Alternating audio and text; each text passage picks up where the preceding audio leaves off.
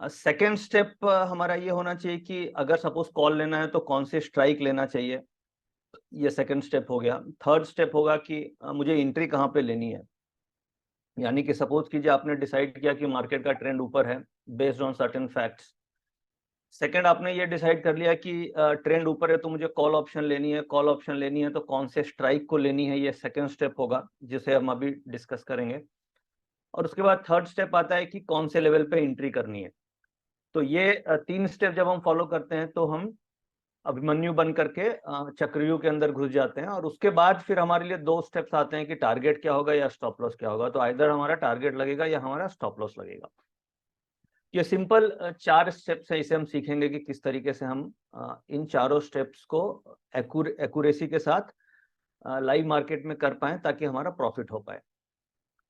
उसके अलावा हम डिस्कस करेंगे कि किस तरीके से हमें स्टॉप लॉस कैलकुलेट करना चाहिए। जैसे अभी हम देख रहे हैं कि मार्केट में वॉलेटिलिटी काफी है, विक्स भी कंपैरेटिवली हाई है, थोड़ी 20-21 की विक्स आई है। तो इसे हम एक बार देखेंगे कि पिछले इलेक्शंस में विक्स क्या थी। आज से 5 साल पहले जब इलेक्शन हुए थे तो भी 20-21 के आसपास थी और वहां से कूल डाउन हुई थी इलेक्शन के रिजल्ट्स के बाद।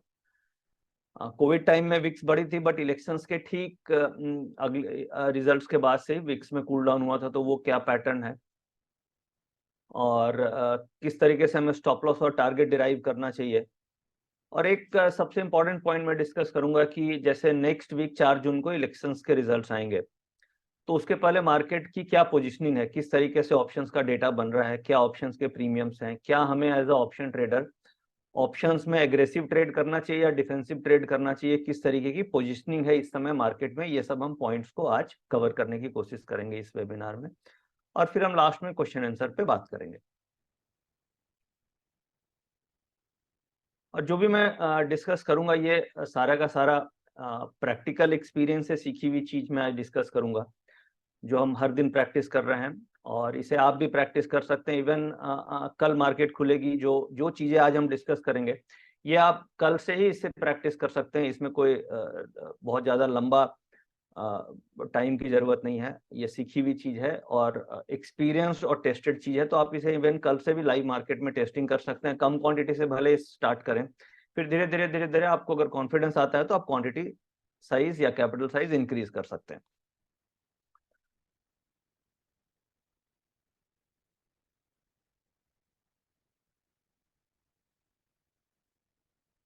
तो हम चलते हैं अपने टॉपिक में। देखिए, स्ट्राइक सिलेक्शन बड़ा इंपॉर्टेंट है। क्यों इंपॉर्टेंट है? क्योंकि अगर आपने डायरेक्शन भी सही होगा और स्ट्राइक सिलेक्शन भी गलत होगा तो कई बार आपको प्रॉफिट नहीं मिलेगा। जिससे इसका एक लाइव एग्जांपल मैं आपको बताता हूँ। ये फ्राइडे की बात है। आज अपना संडे हो गया, सैटरडे और फ्राइडे। फ्राइडे को हम लोग ट्रेड कर रहे थे प्रीमियम टेलीग्राम चैनल में। और हम लोग अपने रूल्स के हिसाब से क्या करते हैं कि वीवैप के आसपास जैसे ही मार्केट आती है हम ऑप्शंस को खरीदते हैं पीसीआर डेटा को देख करके। ये एक बेसिक फ्रेम वर्क का हमारा रूल है। कई कई पार्टिसिपेंट्स को आइडिया होगा कि हम क्या करते हैं। पीसीआर का डेटा देखते हैं, अगर वो पॉजिटिव है तो हम कॉल ऑप्शन पे फोकस करते हैं और वो नेगेटिव है तो हम पुट ऑप्शन पे फोकस करते हैं। तो ये मैं केस स्टडी आपको फ्राइडे की बता रहा हूँ कि क्या हुआ, why strike price is very important. तो फ्राइडे को मार्केट का पीसीआर का डेटा पॉजिटिव था और मार्केट लास्ट में करीब 2:40 के आसपास, 2:40, 2:45 के आसपास वॉल्यूम वेटेड एवरेज के आसपास आई। एक डिप आई, आपने देखा होगा, मार्केट नीचे की तरफ आई। तो रूल के हिसाब से हमें क्या करना था, हमें कॉल ऑप्शन लेना चाहिए था। टीवी पे भी जो हम लोग रिकमेंडेशन देते हैं उसमें हम भी कॉल ऑप्शन की रिकमेंडेशन दी। अब यहाँ पे मैं स्ट्राइक प्राइस बेसिकली डिस्कस कर रहा हूँ कि क्यों इंपॉर्टेंट है। अब उस समय मार्केट चल रहा था करीब करीब, स्पॉट लेवल जो चल रहा था वो 23,000 के आसपास चल रहा था 2:40 पे फ्राइडे को। उस दिन क्या किया हमने, स्ट्राइक प्राइस 23,100 की कॉल ऑप्शन सेलेक्ट कर ली क्योंकि उसका प्रीमियम 115 110 के आसपास था और वो कॉल ऑप्शन हमने रिकमेंड की। अब वो रिकमेंड करने के कारण क्या हुआ, वीवैप से निफ्टी में बाउंस आया 50-60 पॉइंट का। और वो स्ट्राइक सिलेक्शन सही नहीं होने के कारण वो स्ट्राइक में एप्रिसिएशन नहीं मिला।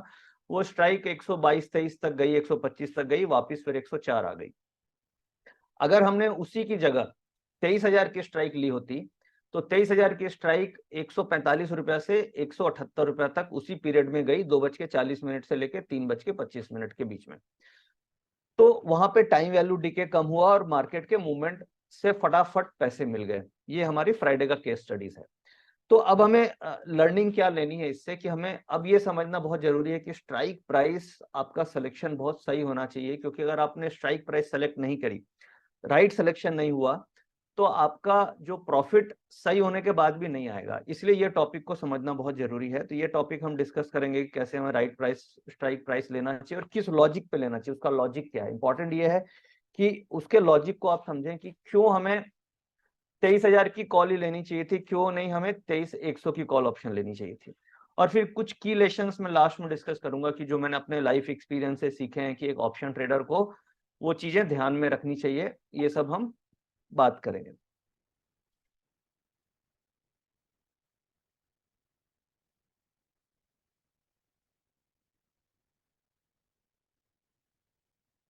जो जो इम्पोर्टेंट चीजें हैं, जैसे एक तो राइट स्ट्राइक प्राइस आपको पता होना चाहिए, मार्केट का डायरेक्शन पता होना चाहिए, तभी हम ऑप्शन ट्रेड कर पाएंगे। क्योंकि अगर हमें डायरेक्शन ही नहीं पता है तो मार्केट में कॉल लें या पुट लें, ये हमें कंफ्यूजन होगी।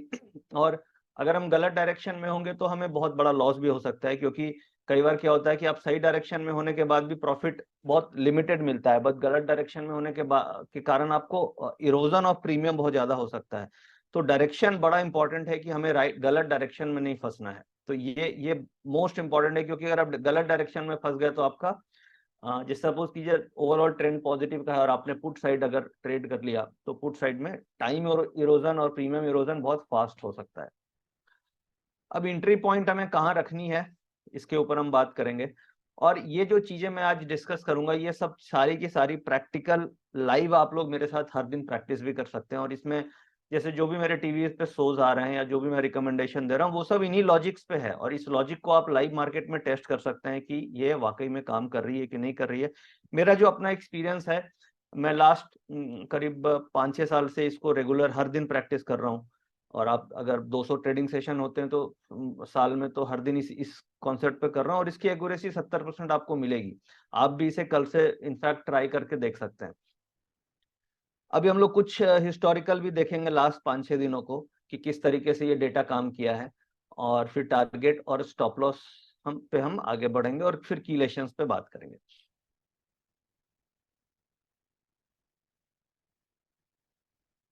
कुछ सिंपल रूल्स हम लोग फॉलो करते हैं, और बड़े सिंपल रूल हैं जिसे हमें ध्यान में रखना चाहिए। एक तो अगर आप पीसीआर डेटा के बेसिस पे ट्रेड कर रहे हैं, अगर आपका लॉजिक है कि मुझे पीसीआर डेटा पे ट्रेड करना है, तो ये लॉजिक तभी काम करेगा जब आप 11 बजे के बाद ट्रेड करेंगे। अगर सपोज कीजिए आप अदर लॉजिक्स पे काम कर रहे हैं, जो टेक्निकल एनालिसिस हो गई, या वॉल्यूम्स के लॉजिक हैं, या ऑसिलेटर्स हैं, आरएसआई है, या फिर प्रीवियस डे के डेटा पे काम कर रहे हैं, तो फिर आप 9:15 से ट्रेड ले सकते हैं। वो डिपेंड करता है कि आपकी कैसी एक्सपर्टीज है। बट जो मेरा अपना स्टडीज है या जो मेरी अपनी रिसर्च है, उसके हिसाब से अगर हम पीसीआर के ऊपर ट्रेड करें, और आपका इंटरेस्ट है कि मैं पीसीआर डेटा के बेसिस पे कोई ट्रेड डिसीजन लूं, तो फिर ये जो इंडिकेटर है, ये केवल 11 बजे के बाद ही आपको देखना चाहिए। आपको 9:15 से 11 बजे तक आपकी ऑब्जर्वेशन पीरियड होती है। यानी कि मार्केट खुलने के बाद हमें एक ऑब्जर्वेशन पीरियड हो गई, जो 9:15 से 11 बजे के बीच की होती है। और ट्रेड इनिशिएशन पीरियड, यानी कि ट्रेड को एग्जीक्यूशन पीरियड हम इसे बोलते हैं, कि वो 11 से लेके 3 के बीच में आप कभी भी जैसा मौका मिले उसके हिसाब से एग्जीक्यूट कर सकते हैं। एग्जीक्यूशन के ख्याल से आपको 22 ट्रेडिंग सेशन महीने में होते हैं, हो सकता है 15 बार ही ट्रेड मिले, 5-7 बार ट्रेड नहीं मिलेगा। बट जो भी ट्रेड आपको मिलेंगे वो आपको काफी एक्यूरेट और रिलायबल ट्रेड मिलेंगे। और उसमें आपका स्टॉप लॉस भी हमेशा छोटा होगा, क्योंकि इस रूल पे चलेंगे तो आपका एसएल छोटा होगा और आपको प्रॉफिट तुरंत मिल जाएगा। कई बार ऐसा होगा कि इंट्री आपने लिया और 10 से 15 मिनट में आपको प्रॉफिट मिल जाएगा, you are out of the trade. तो ये रूल काम करता है अगर हम 11 बजे के बाद ट्रेड लेते हैं। वो इसलिए, उसका लॉजिक ये है कि जो ऑप्शंस का डेटा है, वो जैसे मान लीजिए मार्केट 9:15 बजे खुली, तो ट्रेड जब होगा तभी ओपन इंटरेस्ट क्रिएट होगा। और अगर आप 10 बजे देखेंगे तो उस समय ओपन इंटरेस्ट की क्वांटिटी कम होगी, क्योंकि उस समय मार्केट खुला है और 45 मिनट्स ही हुए हैं, तो 45 मिनट्स में ओपन इंटरेस्ट की क्वांटिटी कंपेरेटिवली कम होगी। अगर वही 11 बजे आप देखेंगे तो 2-2.25 घंटे में एक साइजेबल ओपन इंटरेस्ट बन चुका होगा। तो साइजेबल ओपन इंटरेस्ट जब तक नहीं रहेगा, तब तक आप ये नहीं पता लगा पाएंगे कि किस डायरेक्शन में मार्केट जाना चाहिए, क्योंकि कम पोजीशन रहेगी तो वो चेंज हो सकती है पोजीशन। अगर सपोज कीजिए केवल 10-10 लाख शेयर का ही ओपन इंटरेस्ट है, तो 10 लाख क्वांटिटी बहुत कम होती है, वो कभी भी पोजीशन चेंज हो सकती है। इसलिए हमें एक साइजेबल टाइम और साइजेबल ओपन इंटरेस्ट बनने देना चाहिए, तभी हम जाकर के इस कॉन्सेप्ट पे ट्रेड कर पाएंगे। दूसरा, जो भी पीसीआर का डेटा बन रहा है 11 बजे, उस समय हम डिसाइड करना है कि हमें ट्रेंड क्या है डेटा के बेसिस पे, और फिर हमें एंट्री लेनी है वीवैप के आसपास। अब हमें एक तो हम समझेंगे वीवैप क्या होता है। वीवैप क्या होता है, नाम जैसा है, वीवैप क्या होता है, वीवैप और मूविंग एवरेज के बीच में क्या डिफरेंस है, वीवैप और वेटेड मूविंग एवरेज के बीच में क्या डिफरेंस है, why VVPAT is more reliable compare to other averages, इसके ऊपर भी हम बात करेंगे। और प्राइस वीवैप के आसपास क्यों आता है। बेसिकली जो वीवैप है ये एक इंस्टीट्यूशंस का सबसे फेवरेट इंडिकेटर है। इंस्टीट्यूशंस का क्यों फेवरेट इंडिकेटर है, क्योंकि वीवैप ये बताती है कि इंस्टीट्यूशंस की जो बाइंग है, जो एफआईज की बाइंग है या जो बड़े प्लेयर्स की बाइंग एवरेज क्या है। तो इसलिए उनका ये फेवरेट होता है, क्योंकि अगर आप बाइंग एवरेज से बहुत दूर खरीदेंगे तो आप ये मान के चलें आप एक्सपेंसिव चीज खरीद रहे हैं, और बाइंग एवरेज के आसपास या उसके नीचे खरीदेंगे और डेटा पॉजिटिव है तो आप सस्ती चीज खरीद रहे हैं। यानी मीन से आप दूर खरीदेंगे तो आप महंगी कॉस्टली प्रोडक्ट खरीद रहे हैं, तो आपका मार्जिन उतना ही कम हो जाएगा। इसलिए हमें कोशिश ये करनी होती है कि जो वीवैप है, यानी कि मार्केट की जो एवरेज प्राइस है, जहां पे मार्केट ट्रेड हो रहा है, उसके जितना हम नजदीक खरीद पाएंगे उतना ज्यादा हमारा बाइंग पावर, यानी कॉस्ट ऑफ परचेज मेरा उतनी मतलब लो प्राइस, उतनी मार्केट के हिसाब से मेरी प्राइसिंग रहेगी। तो मेरा मार्केट के हिसाब से अगर मेरी बाइंग हो गई तो मेरा मार्जिन भी ज्यादा रहेगा और मेरी सेफ्टी भी मुझे मिल जाएगी।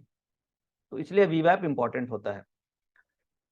और फिर टारगेट या स्टॉप लॉस हम किस तरीके से निकालेंगे ये मैं अभी डिस्कस करूंगा, और क्या हमें स्टॉप लॉस और टारगेट रखना चाहिए। तो ये सिंपल 3 रूल हमें ध्यान में रखना है कि 11 के बाद ट्रेड करना है, ट्रेंड पीसीआर के हिसाब से निकालना है, और एंट्री हमें वीवैप पे लेनी है।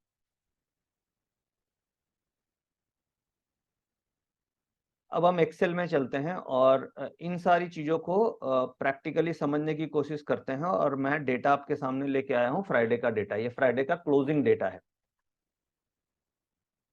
मेरी एक्सेल अनुज आ रही है क्लियर? Please help. हाँ सर, क्लियर आ रही है सर, बिल्कुल। Okay, right. अभी देखिए मैंने क्या लिया है यहाँ पे, आ,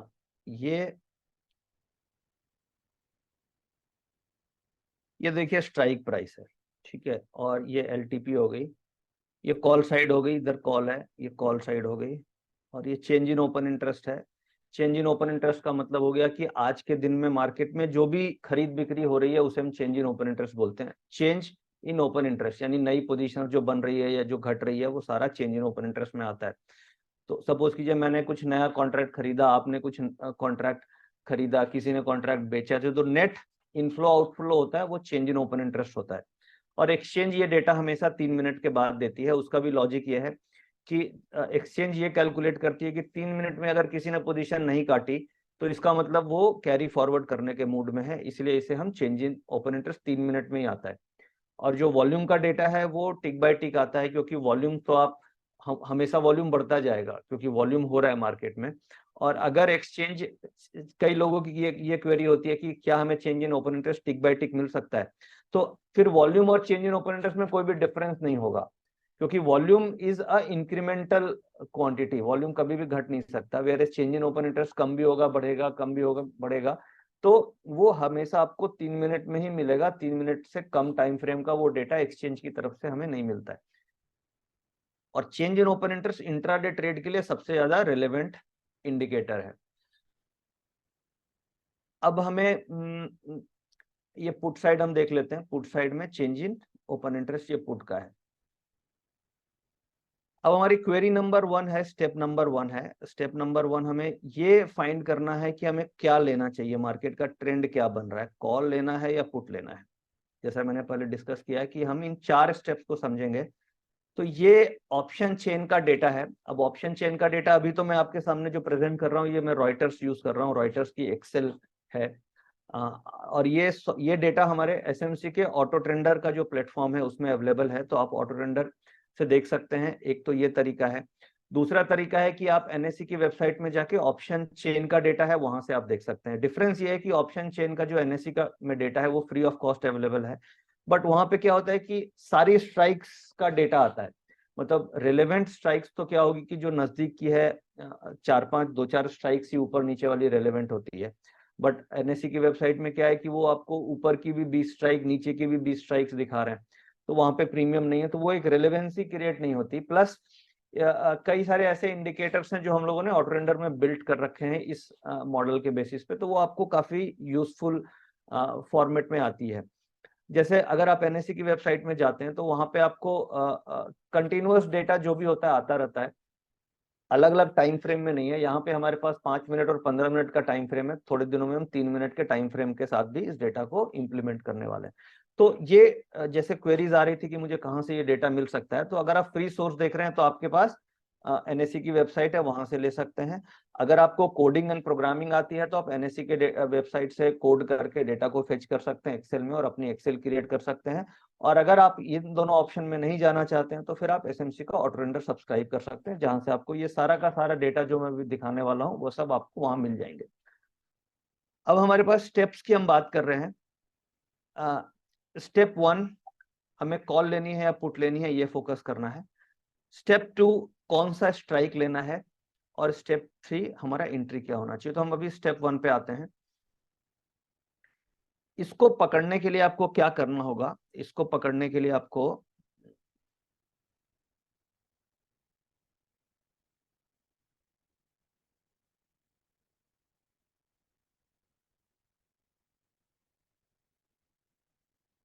के लिए मैं एक फॉर्मूला यहाँ पे, सॉरी,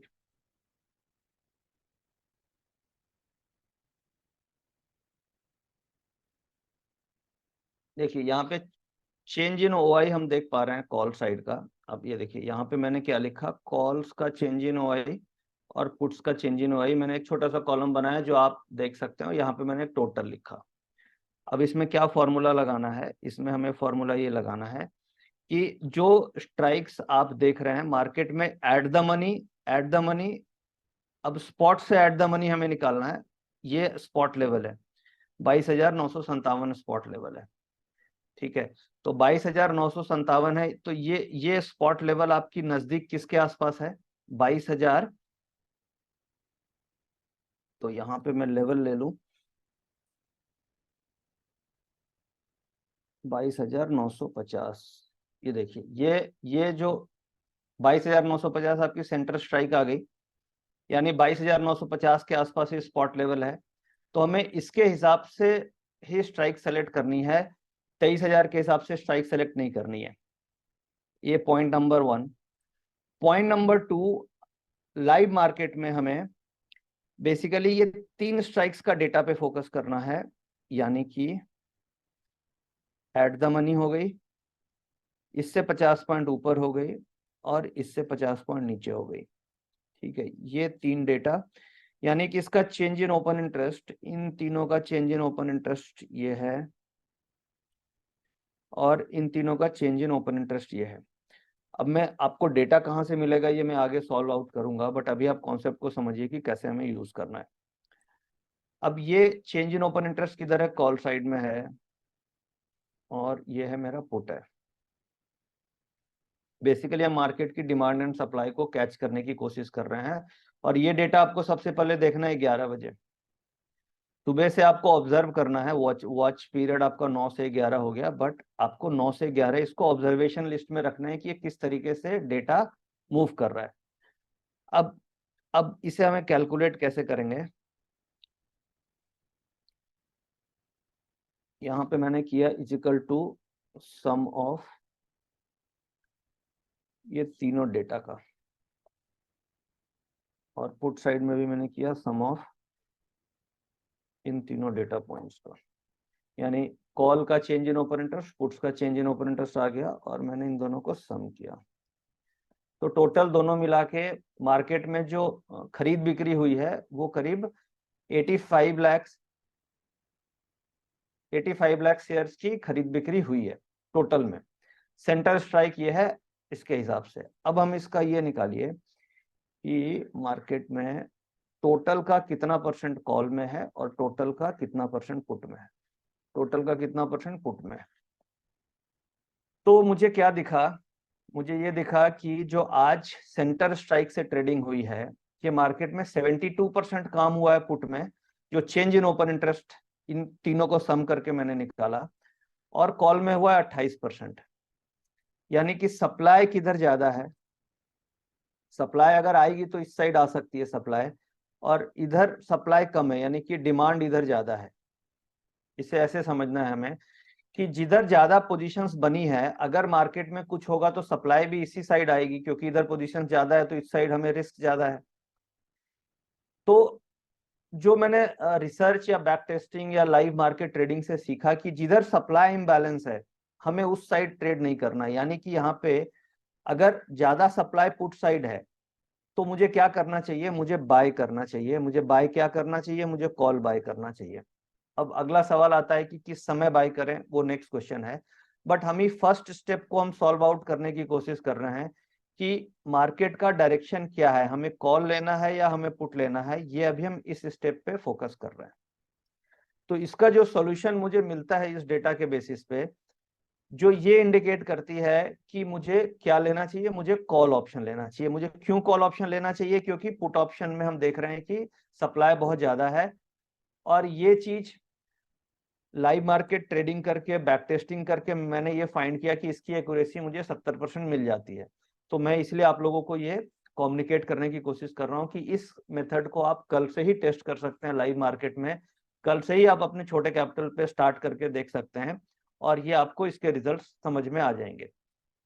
तो अब अब इसमें बस ट्रिक ये है कि इस इम्बैलेंस को हमें ध्यान में रखना है। क्या होगा, कई बार सपोज कीजिए ये ऐसा हो गया, ये तो अभी हमने देखा फ्राइडे की पोजीशन है। कई बार सपोज कीजिए ये ऐसा होगा कि मान लीजिए इधर 61 है और इधर ये 51 हो गया, सॉरी 51 लाख हो गया।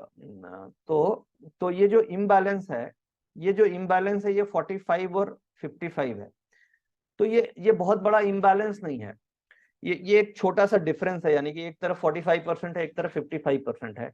इसका मतलब आप एक एक ये बोल सकते हैं कि इम्बैलेंस तो है, लेना कॉल ही है, बट अभी साइजेबल इम्बैलेंस नहीं है। तो आपके मन में क्वेश्चन आएगा कितना डिफरेंस हो तो मुझे ट्रेड लेना चाहिए। तो इन दोनों के बीच में कम से कम 25% का डिफरेंस इम्बैलेंस हो डिमांड सप्लाई में, तभी जाके हमें एक क्लियर ट्रेड मिलता है। अब सपोज कीजिए ये होता 30 लाख, ये होता 30 लाख, तो ये 35% का डिफरेंस आ गया। ये आपको देखिए 35% का इम्बैलेंस दिख रहा है। तो अगर 35% का इम्बैलेंस मुझे दिख रहा है तो इसका मतलब क्लियर है कि मैं ट्रेड बाय साइड में कॉल में ले सकता हूं। बट अगर सपोज कीजिए ये होता मेरा 60 लाख, ऐसा होता, तो इम्बैलेंस 1% का है। तो इसका मतलब है कि अभी कोई क्लैरिटी नहीं है मार्केट में, यानी मैं ट्रेड अभी इनिशिएट नहीं करना चाहिए, क्योंकि बैलेंस है मार्केट, और बैलेंस मार्केट में कई बार साइडवेज होगा। तो कॉल एंड पुट दोनों के प्रीमियम डिके होंगे और आपको कोई फायदा नहीं होगा, उस समय ऑप्शन सेलर कम आएगा। बट हम ऑप्शन बायर के एंगल से बात कर रहे हैं, तो ऑप्शन बायर के लिए मार्केट में इम्बैलेंस होना जरूरी है। किसी भी चीज में कोई भी ट्रेड अगर हम कर रहे हैं, एनी ट्रेड, उसमें अगर जब तक डिमांड एंड सप्लाई में इम्बैलेंस नहीं होगा तब तक हमें अच्छा प्रॉफिट नहीं हो सकता। चाहे हम स्टॉक मार्केट करें, चाहे हम अपने बिजनेस में कोई भी ट्रेड कर रहे हो, तो हमें ये कैच करना होगा कि डिमांड सप्लाई का जिस समय इम्बैलेंस है उस समय हम ट्रेड इनिशिएट करें, और वो इम्बैलेंस कम से कम 25% का होना चाहिए। क्लियर? तो इससे हमें ये समझ में आ गया कि हमें किस तरीके से डायरेक्शन को निकालना है। अब इससे रिलेटेड अगर कोई क्वेश्चन होगा तो मैं लास्ट में लूंगा, बट होप कि आपको क्लियर होगा कि डायरेक्शन कैसे निकालना है। डायरेक्शन में हमें निफ्टी में केवल एट द मनी से एक स्ट्राइक ऊपर एक स्ट्राइक नीचे लेनी है। दूसरा बात, हमें स्पॉट लेवल को कंसीडर करना है। और तीसरा पॉइंट, अगर सपोज आप बैंक निफ्टी में कर रहे हैं तो बैंक निफ्टी में आपको at the money plus 2 strike ऊपर लेनी पड़ेगी, 2 ऊपर 2 नीचे लेनी पड़ेगी, क्योंकि वहां पे मूवमेंट कंपेरेटिवली ज्यादा होती है। अगर प्रीमियम बहुत ज्यादा है तो आप 3 स्ट्राइक ऊपर और 3 स्ट्राइक नीचे भी ले सकते हैं। अगर सपोज एक्सपायरी वाला दिन है, जिस दिन एक्सपायरी हो रही है, तो उस दिन आप बैंक निफ्टी में केवल एट द मनी +1 -1 लेंगे, क्योंकि एक्सपायरी हो रही है। तो एक्सपायरी वाले दिन बहुत ज्यादा ऊपर नीचे के स्ट्राइक लेने की जरूरत नहीं है। निफ्टी किसी भी प्रोडक्ट की अगर एक्सपायरी हो रही है, सपोज करो फिन निफ्टी आप देख रहे हैं और एक्सपायरी वाला दिन है, तो एक्सपायरी वाले दिन एट द मनी +1 -1 सफिशियंट है, और निफ्टी में भी एट द मनी +1 -1 सफिशियंट है। बैंक निफ्टी में अगर सपोज आप फ्राइडे कर रहे हैं ट्रेड और एक्सपायरी है वेडनेसडे को, तो उस समय प्रीमियम्स काफी ज्यादा हैं, तो उस समय आप एट द मनी +2 -2 ले सकते हैं। तो इस तरीके से ये हो गया कि कैसे हमें स्ट्राइक लेनी है, किस तरीके से डेटा को देखना है। अब हम स्टेप 2 में आते हैं कि सपोज कीजिए ये इम्बैलेंस था हमारा, और इम्बैलेंस के हिसाब से हमने फ्राइडे को, यानी कि मार्केट में डिसाइड किया कि हमें जो फ्राइडे मार्केट गई हम उसे देख रहे हैं, और हमने डिसाइड किया कि हमें कॉल ऑप्शन लेनी है, क्योंकि ये जो इम्बैलेंस हमें दिख रहा था ये 44% का इम्बैलेंस था इस दिन। अब सवाल आता है कि कौन सी स्ट्राइक लेनी चाहिए हमें। तो स्ट्राइक में हमें सबसे पहले देखना है कि स्पॉट लेवल कहाँ पे है। स्पॉट लेवल कहाँ पे है? तो स्पॉट लेवल 22,950 के आसपास है। ठीक है, स्पॉट लेवल 22,950 के आसपास। ये तो क्लोजिंग की फिगर है, बट सपोज कीजिए आप अगर 11 बजे ट्रेड ले रहे हैं, तो 11 बजे का जो भी स्पॉट लेवल होगा उसके हिसाब से आप अपना स्ट्राइक प्राइस सेलेक्ट करेंगे। बट अभी जो मैं डेटा है ये 3.5 का डेटा है, इसलिए मैं उसी के बेसिस पे आपको समझाने की कोशिश कर रहा हूँ। तो मान लीजिए 22,950 का मार्केट है और फ्यूचर है 23,000 का। अब यहाँ पे समझने की चीज क्या है, स्ट्राइक प्राइस सिलेक्शन में समझने की चीज ये है कि जो वीकली एक्सपायरीज होती हैं, वो वीकली एक्सपायरी होती है आपको स्पॉट लेवल के हिसाब से, फ्यूचर के हिसाब से मंथली एक्सपायरी होती है।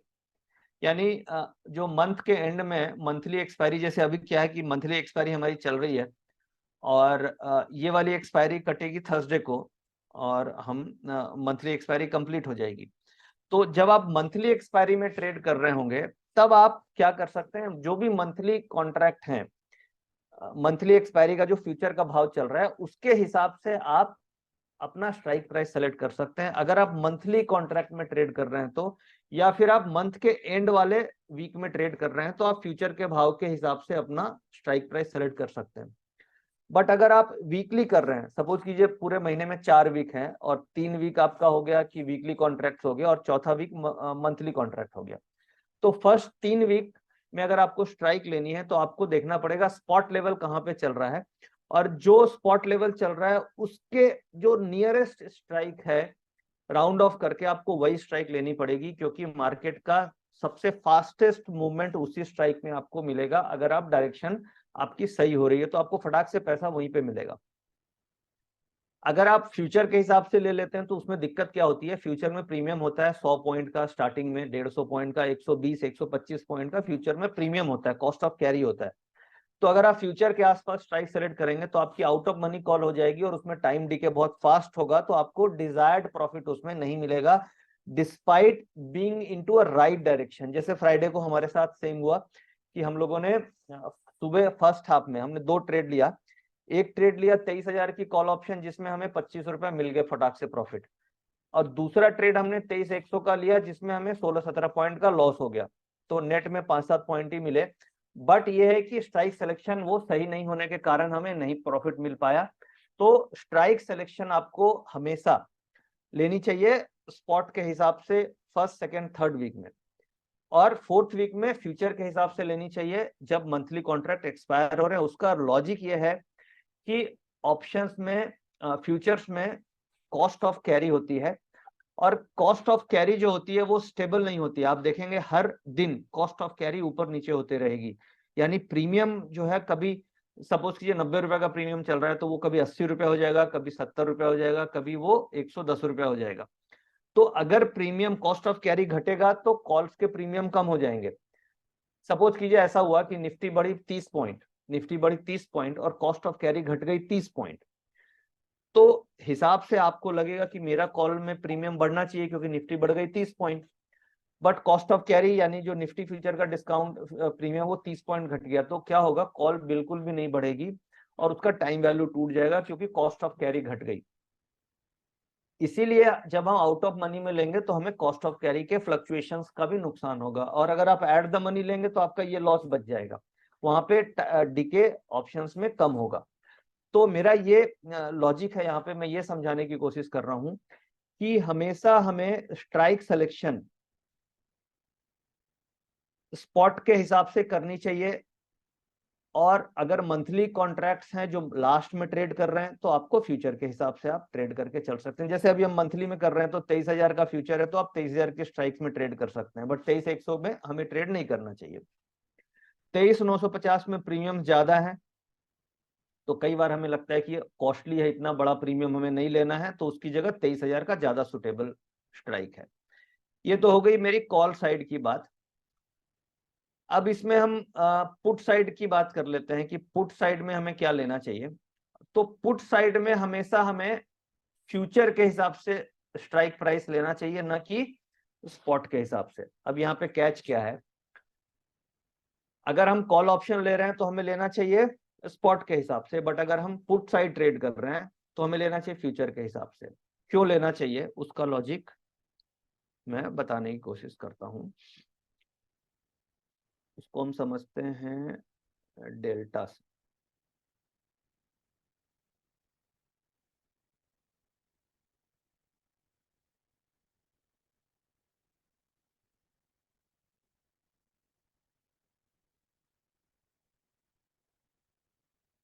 One second.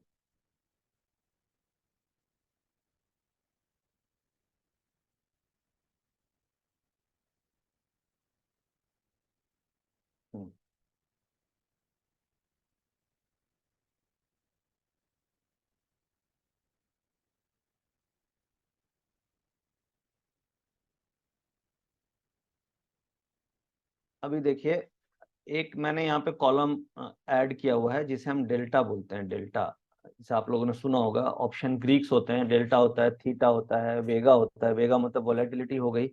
डेल्टा का मतलब होता है कि मार्केट में, जैसे अभी हम 22,950 की कॉल ऑप्शन का डेल्टा है 0.53।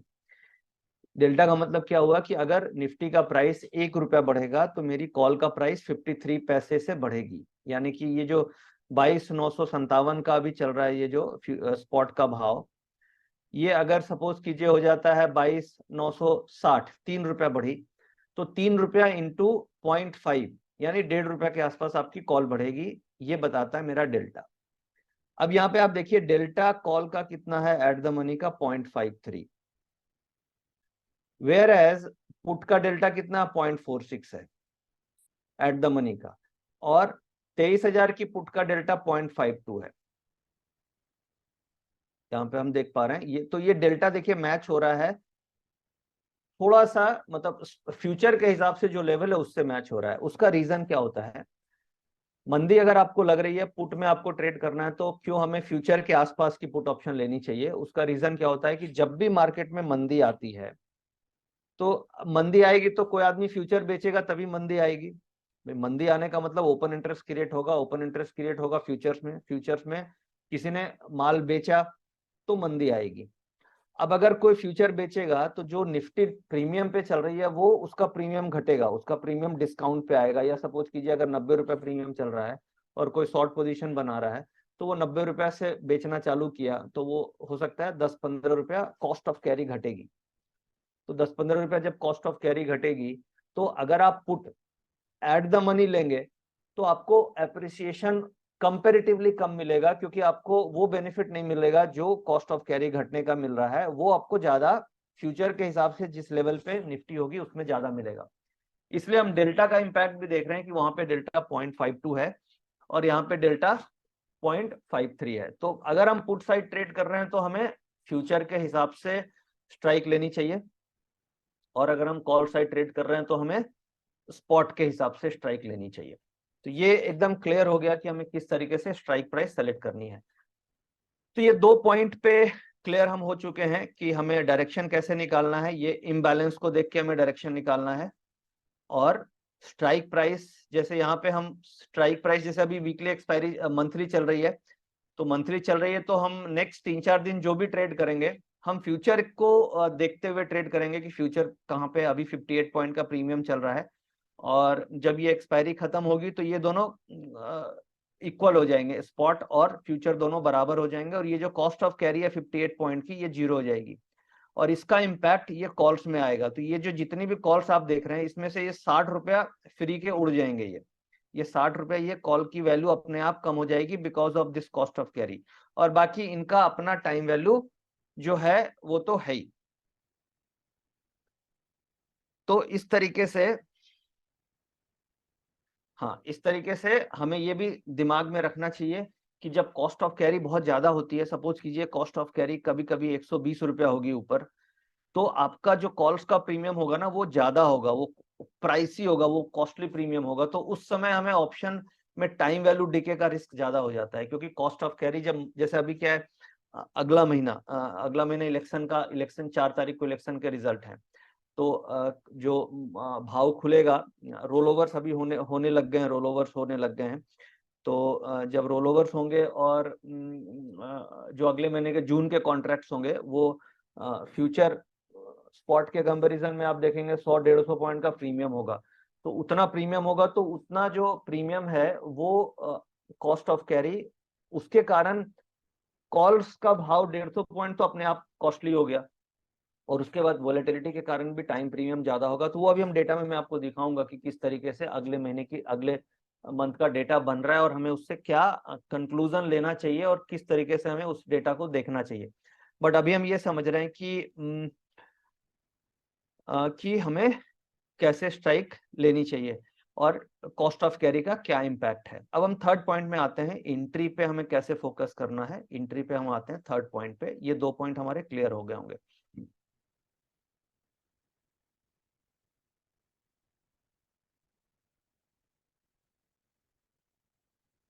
एंट्री के लिए जो इम्पोर्टेंट चीज है वो है वीवैप, और मैं आपको वीवैप में लेके चलता हूँ, और फिर हम वीवैप के बारे में समझेंगे कि वाई वीवैप इज इम्पोर्टेंट, वीवैप कैसे काम करती है।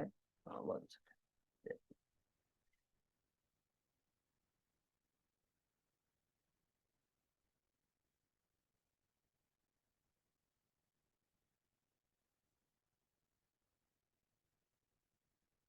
One second, just log in हो रहा है।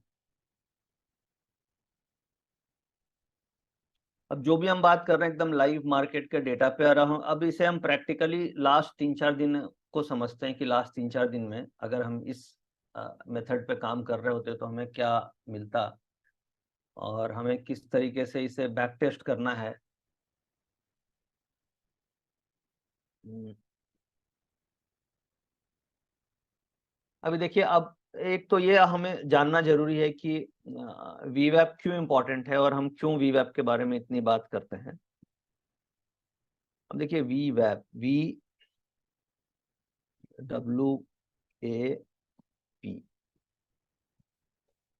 ये जो वी है ये ही सबसे इम्पोर्टेंट है इसमें। ये वी है ना, मार्केट का पूरा गेम ही ये वी पे है। और एपी ये एवरेज प्राइस हो गया, ये एवरेज, एपी का मतलब एवरेज प्राइस। तो एक तो हो गया, ये अलग चीज हो गया एवरेज प्राइस। यहाँ इसमें 3 चीज है, वी है, डब्लू है और एपी है। V is volume, W is weighted, यानी वॉल्यूम का वेटेड हो गया, और एपी मतलब एवरेज प्राइस। अब कई लोग मूविंग एवरेज यूज करते हैं, आप लोग सिंपल मूविंग एवरेज यूज करते हैं। तो सिंपल मूविंग एवरेज क्या होता है, वो एवरेज प्राइस हो गया। वो सिंपल मूविंग एवरेज क्या होता है कि हर पीरियड को इक्वल वेटेज वहां पे दी जाती है। अगर आप 10 पीरियड मूविंग एवरेज यूज कर रहे हैं तो इक्वल वेटेज हर प्राइस को हम देते हैं। अगर आप ईएमए यूज करते हैं, सपोज कीजिए एसएमए की जगह हम एक्सपोनेंशियल मूविंग एवरेज यूज करते हैं, ईएमए यूज करते हैं, तो इसमें क्या होता है, रिसेंट प्राइस को हम ज्यादा वेटेज देते हैं और पुराने प्राइस को हम कम वेटेज देते हैं।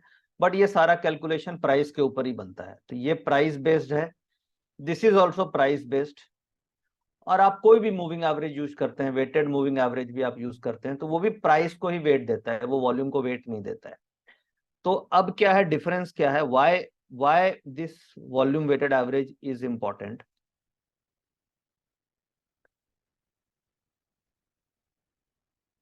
अब इसमें क्या होता है, अब सपोज कीजिए जैसे मार्केट में ट्रेड हो रहा है, 9:15 बजे मार्केट खुली, तो यहाँ पे मैंने वॉल्यूम किया 100 लॉट का इस प्राइस पे, ठीक है।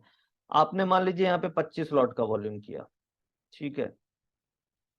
तो इन दोनों की एक एवरेज प्राइस हुई, क्योंकि 100 लॉट करने वाला थोड़ा बड़ा आदमी होगा। फिर किसी ने यहाँ पे 5,000 लॉट का वॉल्यूम किया, 5,000 लॉट का वॉल्यूम किया इस प्राइस पे। तो अब इन तीनों की एवरेज जो मैं अगर निकालूंगा तो वो मिलेगी, मुझे वीवैप बनेगी। क्योंकि अगर मैं मूविंग एवरेज निकालता हूँ, प्राइस मूविंग एवरेज, तो वो प्राइस का एवरेज देगा। बट अगर मैं वॉल्यूम वेटेड एवरेज प्राइस निकालता हूं तो वेटेड का मतलब क्या हो गया, ये वेटेड का मतलब क्या हो गया कि ज्यादा वॉल्यूम को ज्यादा वेट दो, क्योंकि ज्यादा वॉल्यूम करने वाला आदमी बड़ा आदमी है। अगर सपोज कीजिए किसी ने 1 लाख निफ्टी का सौदा मारा, 1 लाख निफ्टी का सौदा मारा, ये 1 लाख निफ्टी का सौदा हम आप और एक रिटेल के बस की चीज तो है नहीं, ये कोई बड़ा प्लेयर ही करेगा। तो ये बड़ा आदमी को बड़ा वेटेज देना चाहिए, ये वीआईपी है, मार्केट का जो वीआईपी है, तो उसका वेट ज्यादा लेना जरूरी है, इसका जो प्राइस है उसको ज्यादा इंपॉर्टेंस मिलनी चाहिए क्योंकि ये वीआईपी आदमी है।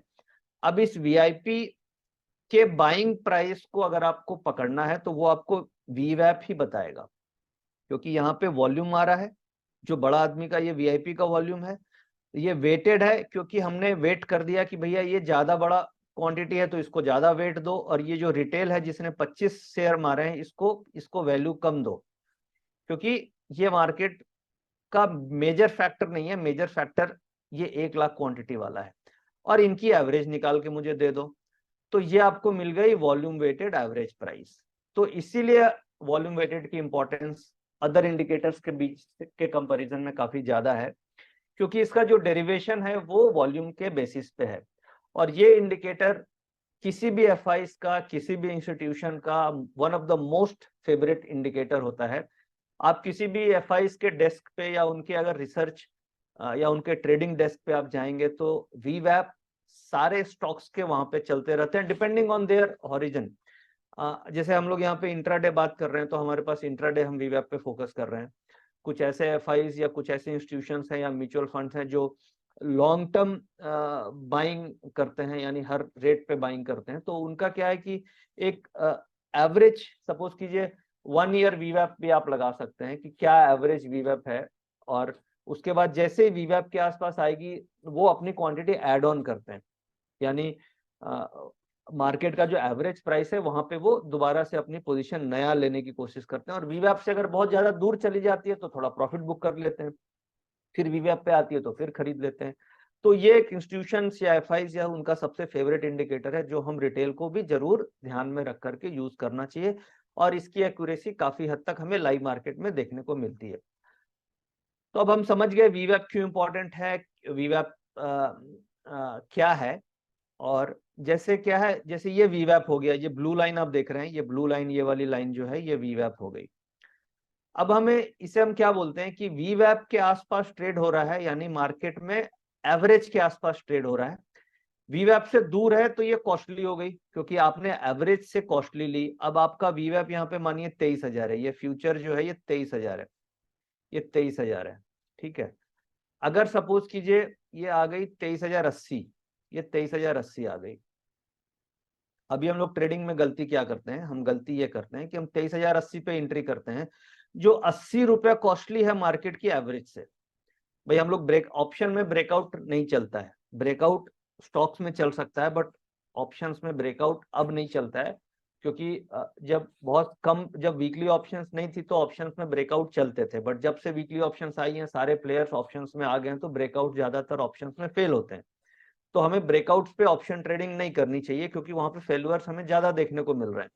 तो बेसिकली क्या है, अगर आप वीवैप से दूर लेंगे तो इसका मतलब आपने ब्रेकआउट पे लिया और ये ब्रेकआउट 80 पॉइंट ऊपर है आपके मार्केट की एवरेज से, तो आपको प्रॉफिट कैसे होगा, क्योंकि आपने खरीदी मार्केट का जो नॉर्मल रूल है कि अगर मार्केट में कोई चीज का भाव चल रहा है 100 रुपया और आपकी बाइंग प्राइस ही 120 रुपया पे है, तो आपका प्रॉफिट मार्जिन भी कम हो गया और आपका रिस्क लेवल भी ज्यादा हो गया, क्योंकि आपकी एवरेज 100 है तो 100 तक तो वो कभी भी आ सकता है एवरेज तक, और उसके नीचे आपका मार्जिन ऑफ सेफ्टी हो गई, तो आप 40 रुपए के रिस्क पे 20 रुपए का प्रॉफिट बनाने की कोशिश करेंगे अगर आप एवरेज से दूर खरीदेंगे, और एवरेज के आसपास खरीदेंगे तो आपका रिस्क भी कम होगा और रिवार्ड भी ज्यादा होगा। और अब दूसरा लॉजिक ये है कि एवरेज के आसपास बार बार मार्केट क्यों आती है। जैसे हम लोग देख रहे हैं कि मार्केट एक्सपेंसिव हो गई है, वैसे एफआईज या इंस्टीट्यूशंस या बड़े ऑप्शन प्लेयर्स भी देख रहे हैं कि एवरेज से ऑप्शन का प्राइस दूर आ गया है, मार्केट का प्राइस दूर आ गया है, तो ये कॉस्टली है, तो वहां पे वो नहीं खरीदेंगे, वहां पे वो बेचेंगे, क्योंकि उनको इंट्राडे में ये समझ में आ जाएगा कि एवरेज से जो प्राइसिंग है ये अभी 80 रुपया ऊपर मिल रही है। तो ये बाइंग प्राइस सही नहीं है, ये सेलिंग प्राइस सही है, मीन रिवर्ट करेगी, तो ये सेलिंग प्राइस सही है। तो वहां पे वो अपना इंट्राडे वाला क्वांटिटी बेच देते हैं और फिर वापस वीवैप पे आता है तो फिर खरीद लेते हैं, क्योंकि वो एवरेज प्राइस है। इसलिए आप लोग देखते हैं कि मार्केट वीवैप से बाउंस करी शार्प, तो उसमें अगर हम प्रॉफिट बुक कर पाए तो कर पाए, नहीं तो वापस वो वीवैप पे आएगी और वहां से फिर सूट अप करती है। This is only because of the same reason. Clear हो गया होगा कि हमें वीवैप को क्यों वीवैप पे एंट्री करनी चाहिए, क्योंकि अगर हम इस रूल को फॉलो नहीं करेंगे तो हमें ऑप्शन में एंट्री ही इंपॉर्टेंट है, डायरेक्शन पकड़ना इंपॉर्टेंट नहीं है। क्योंकि आप डायरेक्शन सही पकड़ भी लोगे तो भी अगर आपकी एंट्री हो गई हाई पे तो आपको प्रॉफिट नहीं मिलेगा, टाइम वैल्यू डीके का आपको नुकसान हो जाएगा, राइट।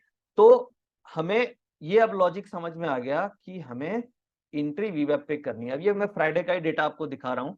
फ्राइडे को एक ट्रेड हम लोगों ने इनिशिएट किया था और वो ये टीवी पे भी अगर आप लोगों ने देखा होगा तो ये ट्रेड हम लोगों ने दिया था, ये वीवैप के आसपास थी। रूल नंबर 1 मैंने क्या डिस्कस किया था कि हम 11 बजे के बाद ट्रेड लेंगे। दूसरा, पीसीआर का डेटा देख लेंगे क्या था 11 बजे, तो पीसीआर का डेटा पॉजिटिव था, और इम्बैलेंस देख लेंगे कि क्या था, कितना इम्बैलेंस चल रहा है मार्केट में। ठीक है, तो ये दूसरी कंडीशन भी मेरी सेटिस्फाई हो गई। अब तीसरी मैं ये कोशिश करूंगा कि वी वैप के आसपास अगर मुझे मिलता है और वहां पे कुछ पॉजिटिविटी दिख रही है ग्राफ में तो एंट्री करूंगा ट्रेड में। तो यहाँ पे हम लोगों ने 23,000 की कॉल ऑप्शन खरीदी थी, टेलीग्राम प्रीमियम चैनल जो स्टॉक कार्ड का और एसएमसी ग्लोबल का है वहां पे, और टीवी पे 12:40 पे एक रिकमेंडेशन दी थी जो 170 के आसपास थी, कॉल ऑप्शन 23,000 की, और ये अब मूव करके 200 रुपए के आसपास गई थी। ये यहाँ पे 200 रुपए का ये मूव मिला। उसके बाद ये जो बड़े प्लेयर होते हैं ना, इनको लगा कि यार यहाँ से मार्केट 90 पॉइंट एवरेज से ऊपर आ गई है, ये और ये, इसका डिस्टेंस आप देखिए, this is 90 point, 90 point away from average. तो ये लाजमी है कि यहां से ये देखिए प्रॉफिट बुकिंग आई फटाक से। फिर आप देखिए ये वीवैप से एक बाउंस देने का कोशिश किया बट ये सस्टेन नहीं किया, फिर मार्केट यहां से फिर एक सूटअप किया, ये इस तरीके से मूव करी। तो इस लेवल पे ये जो बाउंस आ रहा था यहाँ पे हम लोगों ने दोबारा ट्राई किया था 23,100 की कॉल ऑप्शन खरीदने के लिए, बट क्या हुआ 23,100 के लिए इसलिए प्रॉफिट नहीं मिला क्योंकि ये डिके हो गई इस लेवल पे, तो हमें प्रॉफिट नहीं मिला क्योंकि स्ट्राइक सिलेक्शन मेरी गलत थी।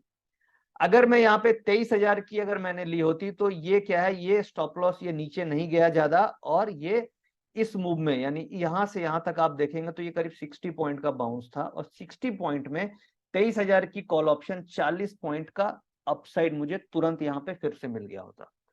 तो बेसिकली हमें इस स्लाइड के थ्रू मैं क्या कम्युनिकेट करने की कोशिश कर रहा हूं, मैं वो रिकैप करता हूं। मैं ये कम्युनिकेट करने की कोशिश कर रहा हूं कि हमें हमेशा वीवैप पे ही लेना है। ये दूर होगा तो ये जो बड़े प्लेयर हैं जिन्होंने इस रेट पे खरीदा है, जैसे हम लोग छोटे प्लेयर हैं, तो हमें अगर 60-70 पॉइंट 40 पॉइंट का प्रॉफिट मिलता है तो हम बुक करके निकलते हैं कि नहीं निकलते हैं। Same psychology with the intraday FIIs. भाई एफआईज तो सारे वैसे नहीं है जो पोजिशनल वाले ही एफआईज हैं, जो बड़े प्रोप्राइटरी ट्रेडर्स हैं जो 1-1 लाख 2-2 लाख क्वांटिटी करते हैं, वो भी इंट्राडे वाले भी हैं। तो जो इंट्राडे वाले हैं उनकी साइकोलॉजी भी ऐसी ही होगी कि अगर मुझे निफ्टी में मेरे पास क्वांटिटी है और 40-50 पॉइंट 60-70 पॉइंट मुझे निफ्टी फ्यूचर में मिल रहा है और मैंने 2 लाख क्वांटिटी ली है तो प्रॉफिट बुक कर लूं और फिर देखा जाएगा, जैसे हम रिटेल सोचते हैं।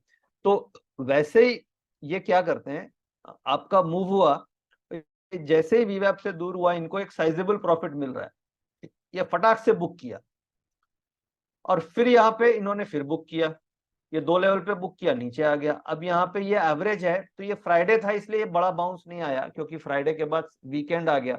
अगर सपोज कीजिए ये वीकेंड नहीं होता तो यहाँ पे हमें वीएफ से फिर बाउंस मिल जाता है, या फिर टाइम ज्यादा होता है, यहाँ पे टाइम भी कम था, यहाँ पे केवल 30 मिनट का टाइम था तो ये बाउंस नहीं आया।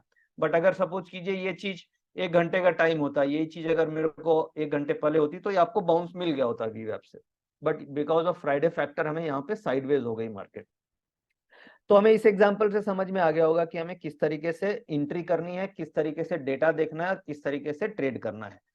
अब मैं आपको एक दो दिन का और एग्जांपल लेके चलता हूं। अब मैं 23 तारीख को आता हूं, ये अभी हम बैक टेस्ट कर रहे हैं। 23 तारीख का डेटा पॉजिटिव डेटा था, और 23 तारीख का डेटा में 23 तारीख को एक्सपायरी थी, और आप लोगों ने देखा था कि निफ्टी 300 पॉइंट मूव कर गई, बैंक निफ्टी 1000 पॉइंट मूव करी थी। तो उस दिन का डेटा देखते हैं। तो देखिए इस दिन क्या हुआ, एक्सपायरी वाले दिन डेटा थोड़ा सा डिफरेंट होता है, और ये एक्सपायरी वाले दिन थी। एक्सपायरी वाले दिन जनरली हमें 10:30 बजे तक एक डेटा का, नॉर्मल डे में आप 11 11:30 के बाद ट्रेड करें, बट एक्सपायरी वाले दिन में कई बार आपको 10:30 11 के बीच में भी ट्रेड एंट्री लेनी पड़ सकती है, क्योंकि उस दिन क्या है, डेटा का फ्लो बहुत ज्यादा होता है। एक्सपायरी वाले दिन जो पोजीशनिंग होती है वो कंपेयर टू अदर डेज ज्यादा होगी, ओपन इंटरेस्ट भी ज्यादा होगा। तो हम 11 बजे तक क्यों ट्रेड करते हैं, उसके पीछे लॉजिक हमारा ये है कि एक साइजेबल ओपन इंटरेस्ट आपको बनने देना है, तभी आप डिसीजन लोगे। जब डेटा का फ्लो ज्यादा होगा, जब बहुत सारा डेटा आ रहा है, तो आपका वो साइजेबल ओपन इंटरेस्ट जिसकी मैं बात कर रहा हूँ, साइजेबल ओपन इंटरेस्ट वो हो सकता है आपको 10:30 तक ही बन जाए, यानी ओपन इंटरेस्ट क्रिएट हो गया। जब ओपन इंटरेस्ट सफिशिएंट क्रिएट हो गया, तो आपके पास एक सैंपल डेटा हो गया कि आप डिसाइड कर सकते हैं कि मुझे ट्रेड इनिशिएट करना चाहिए या नहीं करना चाहिए। तो वैसे अगर देखा जाए तो 23 तारीख को एक ये अपॉर्चुनिटी खाली मिली थी जो 11 के पहले थी, मतलब आप ये मान के चलिए ये 10:40 के आसपास का ये डेटा है, जहां पे मार्केट वीवैप के आसपास आया।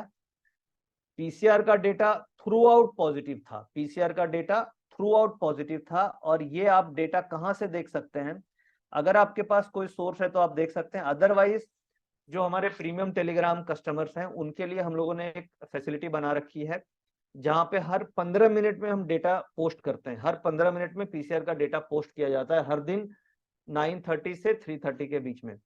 तो उस चैनल में आपके पास हिस्टोरिकली 2 साल का डेटा अवेलेबल है। आप अगर स्क्रॉल अप करेंगे तो आपके पास हिस्टोरिकली 2 साल का सारा डेटा अवेलेबल है, आप वहां जाकर के बैक टेस्ट कर सकते हैं। अभी मैं जो आपके सामने बता रहा हूं कि ये पीसीआर का डेटा 23 तारीख को पॉजिटिव था, तो उसी चैनल से मैंने नोट डाउन किया है कि हाँ भाई क्या डेटा था। तो अगर उसमें हैं तो आप हिस्टोरिकली जाके बैक टेस्ट कर सकते हैं। वो प्रीमियम कस्टमर्स जो हैं उनके लिए वो चैनल अलग से बनाया हुआ है, और उसमें हर दिन हर 15 मिनट के डेटा टाइम फ्रेम पे वो डेटा वहां पे निफ्टी और बैंक निफ्टी का हम पोस्ट करते हैं। तो ये 10:40 पे ये एक एंट्री मिली थी, और उसके बाद मार्केट में शॉर्ट ट्रैप होने के कारण हमें वीवैप पे एक भी एंट्री लेने का मौका नहीं मिला। फिर आप देखिए वीवैप से अवे होता गया। तो ये एक ऐसा दिन था जिस दिन ट्रेंडिंग मार्केट थी और आपको वीवैप पे कोई भी ट्रेड नहीं मिला। एक ये एंट्री थी, अगर ये मिस हो गई हमारी तो हमें कोई ट्रेड नहीं मिला।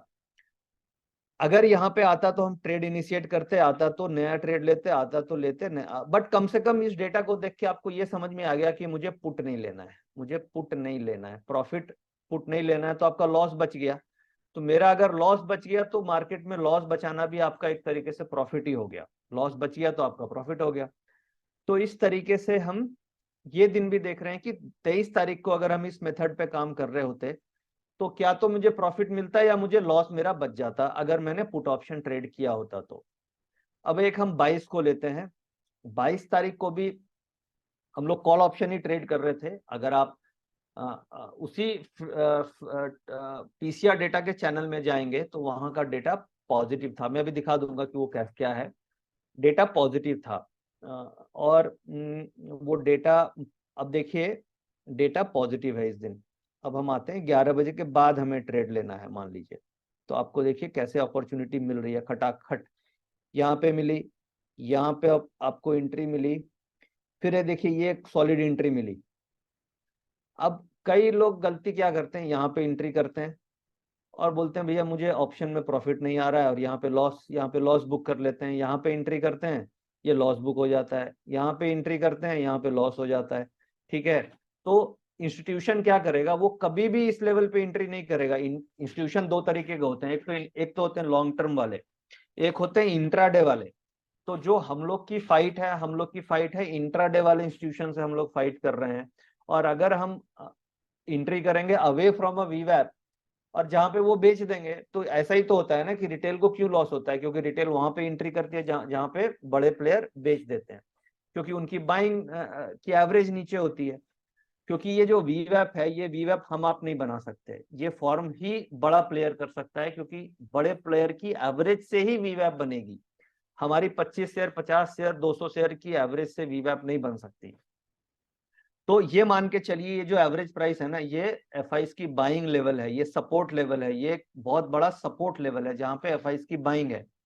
तो जो इंट्राडे वाले एफआईज हैं वो यहाँ खरीदते हैं, यहाँ बेचते हैं, यहाँ खरीदते हैं, वीवैप से जैसे ही 50-60 पॉइंट ऊपर गया बेच देते हैं, फिर उन्होंने खरीदा फिर बेच दिया, इसलिए मार्केट ये जिग जैग चलती रहती है।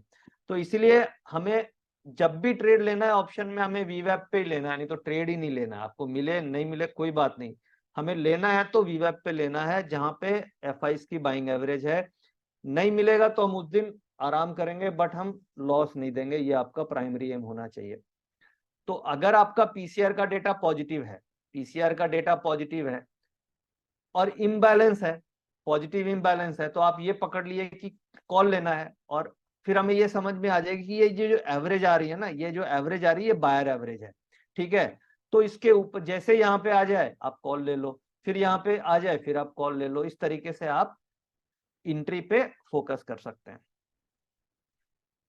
एक दिन और मैं एग्जांपल ले लेता हूँ। 21 तारीख को और 20 तारीख को तो मार्केट बंद थी, 20 तारीख को इलेक्शन के कारण मार्केट बंद थी, मुंबई में इलेक्शन था। 21 तारीख का ये एग्जांपल लेंगे तो हमारा ये पूरा वीक टेस्ट हो जाएगा, और अभी तक हमने 4 दिन टेस्ट किया, प्रॉफिटेबल था।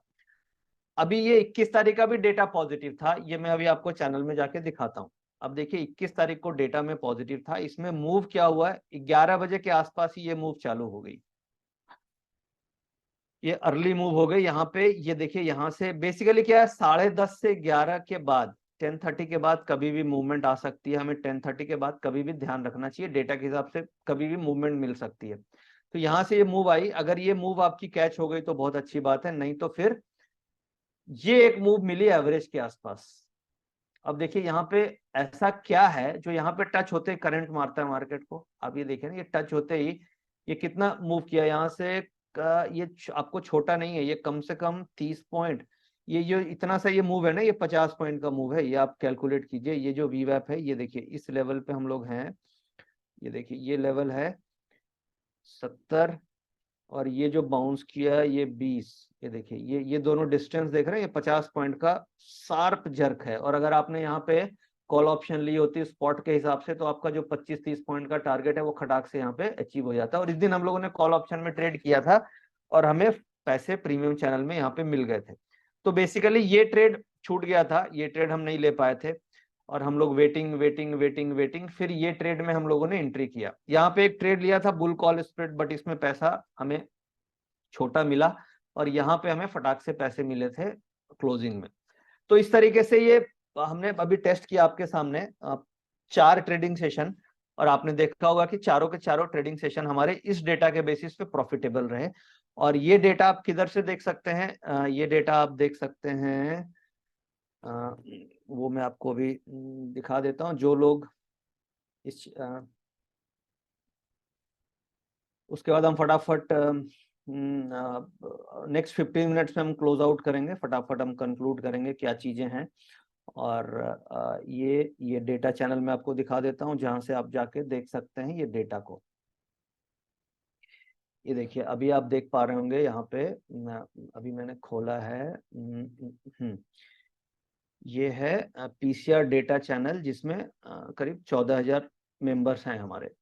और इसमें हम लोग क्या करते हैं, जो भी डेटा मार्केट का हो रहा है लाइव मार्केट में हम इसे पब्लिश करते हैं। लाइव मार्केट में हम इन डेटा को जो भी पीसीआर का डेटा है उसे हम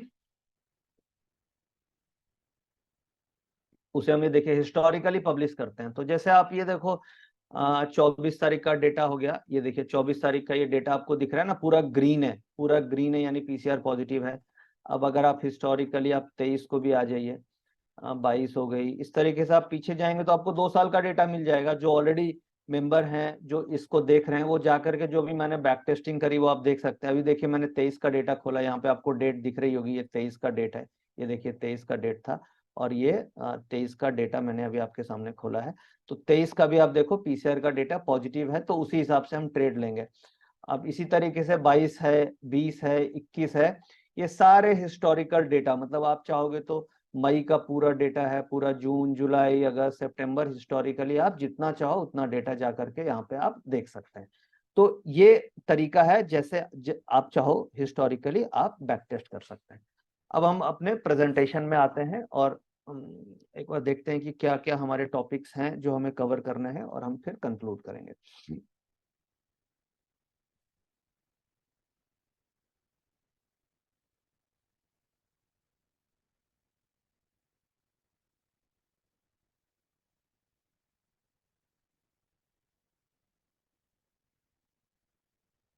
एक बार मैं जस्ट रिकैप कर लेता हूँ। हमने अभी तक ये सीख लिया कि स्ट्राइक प्राइस हमें कैसे सेलेक्ट करनी है।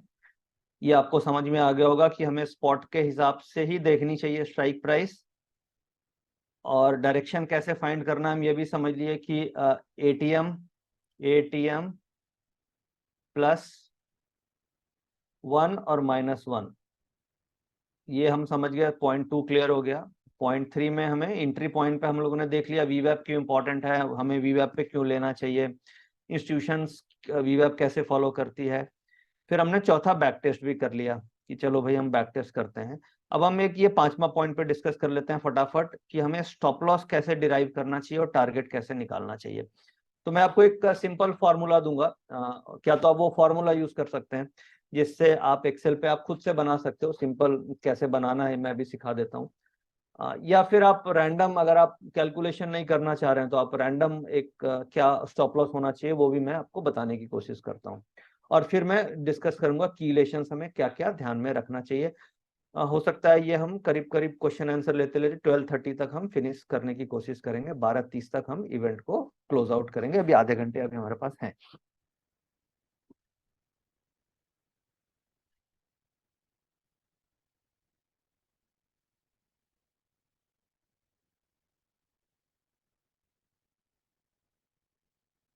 अब हम फिर से एक्सेल में चलते हैं और आपको मैं स्टॉप लॉस कैसे हमें कैलकुलेट करना है वो मैं बताने की कोशिश करता हूँ।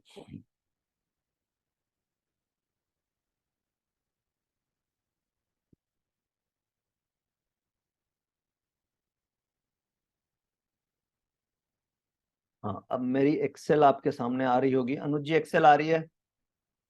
सर आ रही है सर। ठीक है, अब देखिए स्टॉप लॉस टारगेट कैलकुलेशन। एक तो विक्स, मार्केट में स्टॉप लॉस के लिए इंपॉर्टेंट क्या चीज है ये आप ध्यान रखिए। मार्केट में वॉलेटिलिटी जितने ज्यादा होगी, स्विंग्स जितने ज्यादा होंगे, वाइल्ड स्विंग्स होंगे, तो क्या होगा, आपका स्टॉप लॉस भी बड़ा होगा, टारगेट भी बड़ा होगा। और वो डिपेंड किस पे करती है, उसको कैलकुलेट करने के लिए एक तो विक्स होता है, वॉलेटिलिटी इंडेक्स। अब क्या है, विक्स तो क्या है, मंथली इंडिकेटर है, और विक्स मतलब वॉलेटिलिटी। और एक होता है एटीआर, एवरेज ट्रू रेंज।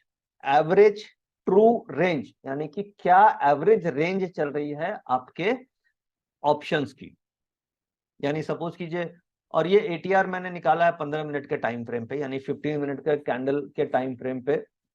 यानी हर 15 मिनट में हाई लो की एवरेज क्या आ रही है उसे हम एटीआर बोलते हैं। तो आपके पास दो डेटा होना चाहिए, और इसके लिए आपको कोई ना कोई चार्टिंग सॉफ्टवेयर चाहिए। विक्स तो आपको मिल जाएगा, विक्स तो आपको गूगल में आप डालिएगा वॉलेटिलिटी इंडेक्स, तो आपको गूगल में एनएससी की वेबसाइट से विक्स मिल जाएगी। तो विक्स अभी करीब आप ये मान के चलिए 19.50 के आसपास अभी विक्स है। तो आपने विक्स नोट कर ली।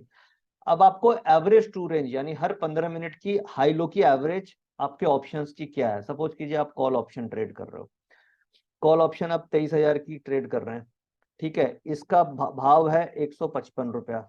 ठीक है, इसका एटीआर निकला मेरा 20 पॉइंट का। ठीक है, तो 20 पॉइंट का एटीआर यानी आपने डाल दिया 20 रुपए एटीआर।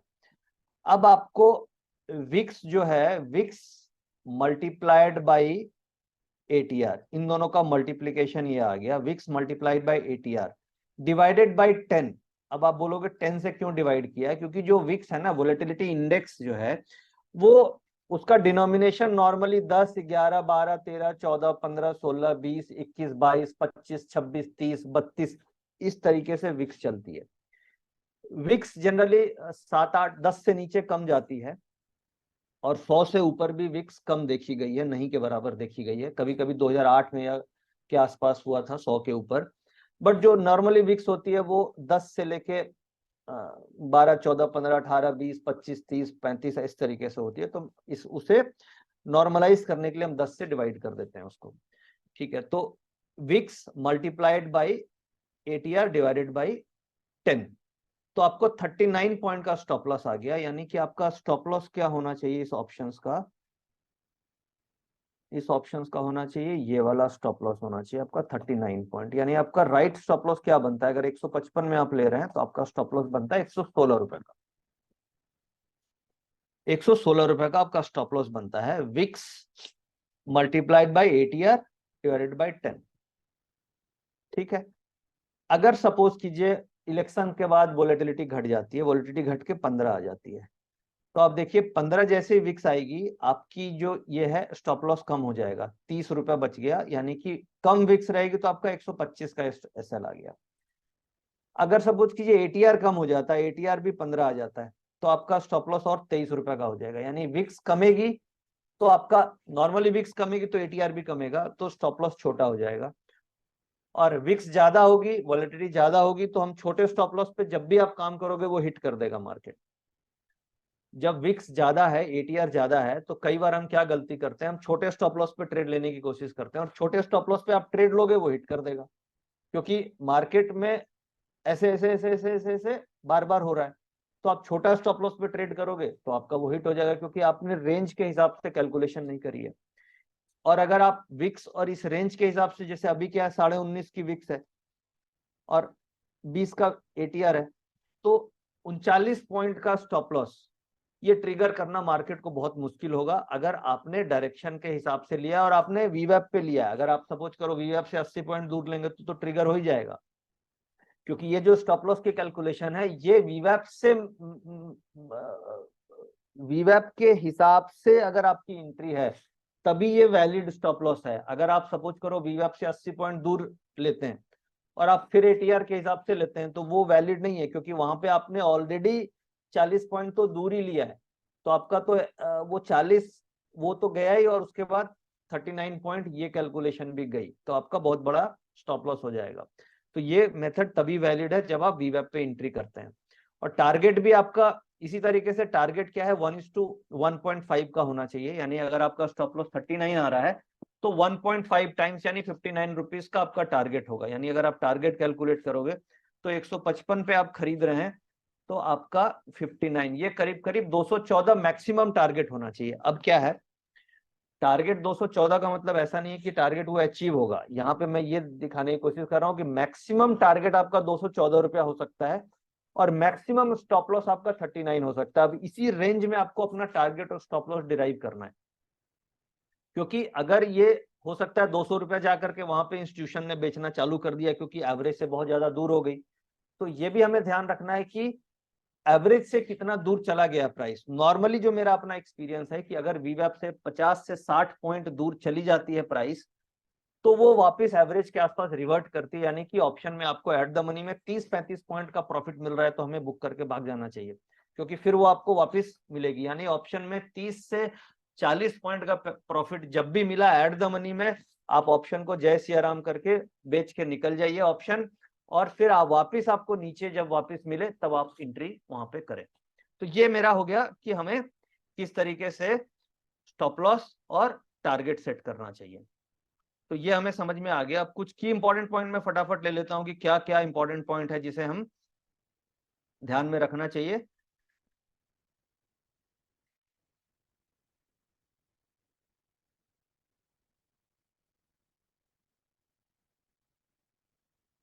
ये पॉइंट क्लियर है?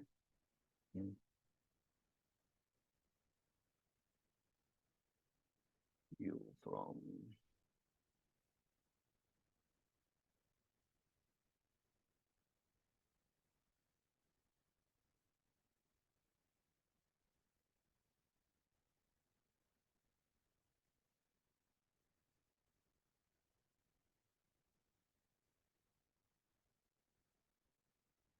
हाँ, अब देखिए कुछ इंपॉर्टेंट पॉइंट मैंने नोट किए हैं, फिर मैं वाइंड अप करूंगा, फिर हम क्वेश्चन आंसर सेशन में चलेंगे।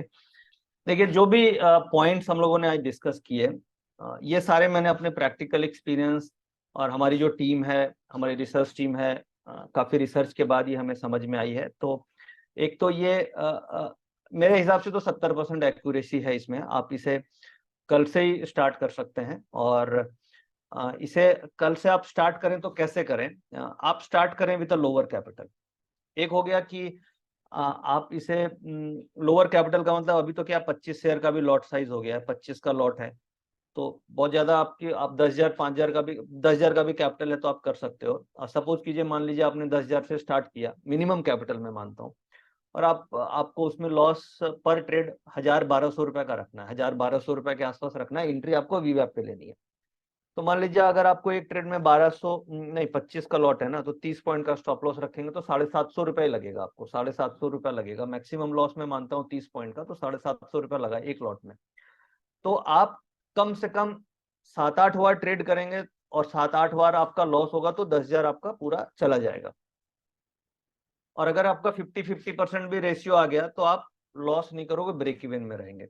तो आप एक लोअर कैपिटल से स्टार्ट कर सकते हैं, 10,000 का कैपिटल डाल के आप इसको टेस्ट करना चालू कीजिए। रूल फॉलो करना है, पीसीआर का डेटा और वीवैप पे एंट्री लीजिए। अगर आप वीवैप पे एंट्री नहीं लेंगे तो फिर मेरी जिम्मेदारी उसमें नहीं है, एंट्री आपको वीवैप पे ही लेनी है। तो आप स्टार्ट कल से ही कर सकते हैं with a lower lot size. और फिर आपको लगता है कि नहीं, आपका 10,000 का कैपिटल 10 दिन की ट्रेडिंग में नुकसान नहीं हुआ, ब्रेक इवन ही है, कम से कम मैं बोलता हूँ लॉस प्रॉफिट छोड़िए, अगर आपका नुकसान भी नहीं हुआ तो इसका मतलब है कि ये जो मेथड है ये वर्केबल है, आप इसे आगे लेके चल सकते हैं। फिर आप फिर आगे नेक्स्ट कंटिन्यू करें, और उसमें अगर थोड़ा थोड़ा एप्रिसिएशन मिलता है और आपको लगता है कि कॉन्फिडेंस आ रहा है तो फिर आप इस मेथड पे धीरे धीरे पैसा डिप्लॉय कर सकते हैं। तो आपका टेस्टिंग पीरियड 1 महीने का, 1 महीने का कम से कम होना चाहिए। और मेरे हिसाब से शुरू में जब तक आपको कॉन्फिडेंस ना आए, आपको कैपिटल बहुत ज्यादा नहीं लगाना चाहिए। और आगे मैं बताऊंगा कि आप मेरे साथ कैसे इसको लाइव मार्केट में प्रैक्टिस कर सकते हैं। बट अगर आप खुद से चाहें तो इस मेथड को आप खुद से कर सकते हैं। ये जो मेथड हमने डिस्कस किया, this is only valid for intraday. इस मेथड के ऊपर ओवरनाइट ले जाने की कोई भी रिकमेंडेशन नहीं है। ये केवल इंट्राडे मेथड है, यानी कि आप 11 बजे से 3:15 बजे के बीच का ही ट्रेड है। 3:15, 3:20, 3:25, 3:25 तक ट्रेड जीरो होना चाहिए। अगला दिन का डेटा अगला दिन, अगला दिन का वीवैप अगला दिन, अगला दिन का ट्रेड अगला दिन। ये ओनली इंट्राडे स्ट्रेटेजी की हम बात कर रहे हैं।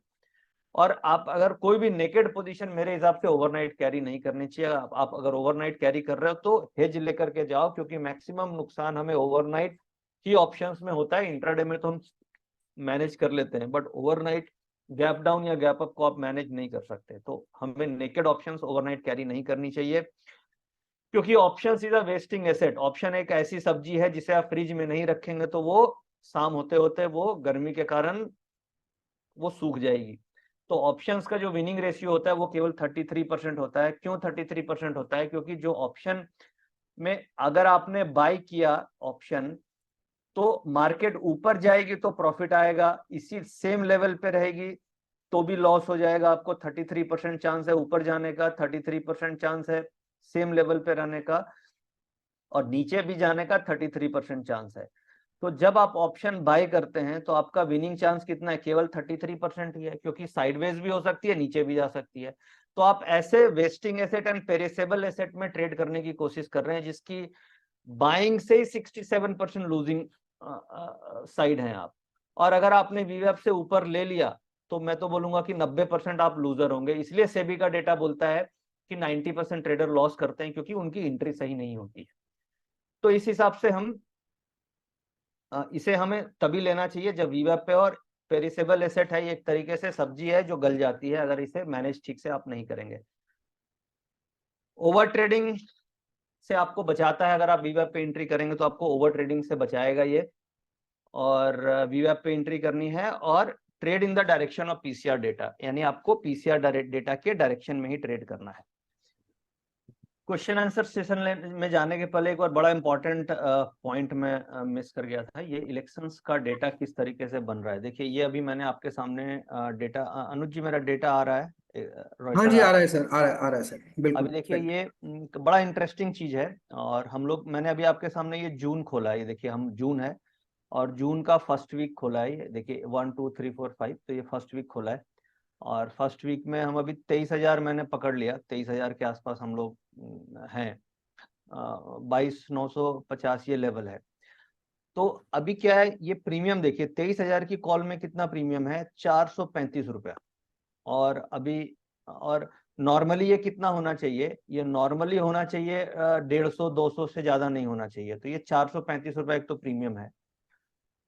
मगर ये समझने वाली चीज क्या है, ये देखिए ओपन इंटरेस्ट देखिए, यहाँ पे मैंने ये खिला ओपन इंटरेस्ट, एक एक स्ट्राइक्स पे ओपन इंटरेस्ट है ही नहीं, यानी कि 22,950 पे करीब 13 लाख है ये, और 23,000 पे। बट ऑड स्ट्राइक देखिए 23,050 पे 33,000 शेयर का ओपन इंटरेस्ट है, इकाई दाई सैकड़ा हजार 33,000 शेयर का ओपन इंटरेस्ट ही नहीं है, 23,100 ये इवन स्ट्राइक है।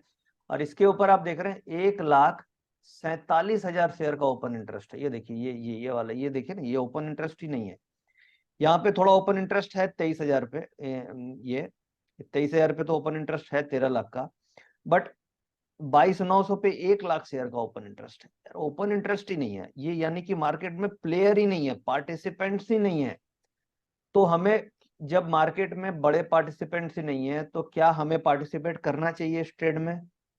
नो, नहीं करना चाहिए। तो अभी क्या है, अभी तो क्या रोल ओवर्स होंगे, फिर धीरे धीरे पोजीशंस ये ओपन इंटरेस्ट वाली शिफ्ट होगी अगले वीक में, क्योंकि अभी क्या है, मंडे है, मंडे ट्यूसडे वेडनेसडे थर्सडे, ये 4 ट्रेडिंग सेशन होंगे अभी, और 4 के बाद फिर अगला वीक जो होगा वो होगा आपका एक इलेक्शन वाला वीक। तो ये किस तरीके से डेटा शिफ्ट होगा, ये हम अपने प्रीमियम टेलीग्राम चैनल में शेयर कर देंगे कि किस तरीके से इलेक्शंस के पहले डेटा बना है, ताकि आप एक फेयर आइडिया लगा पाओ कि इलेक्शन में क्या डेटा बन रहा है और किस लेवल्स पे डेटा बन रहे हैं, और उसी हिसाब से हम ट्रेड कैसे पोजीशंस को हैंडल करें।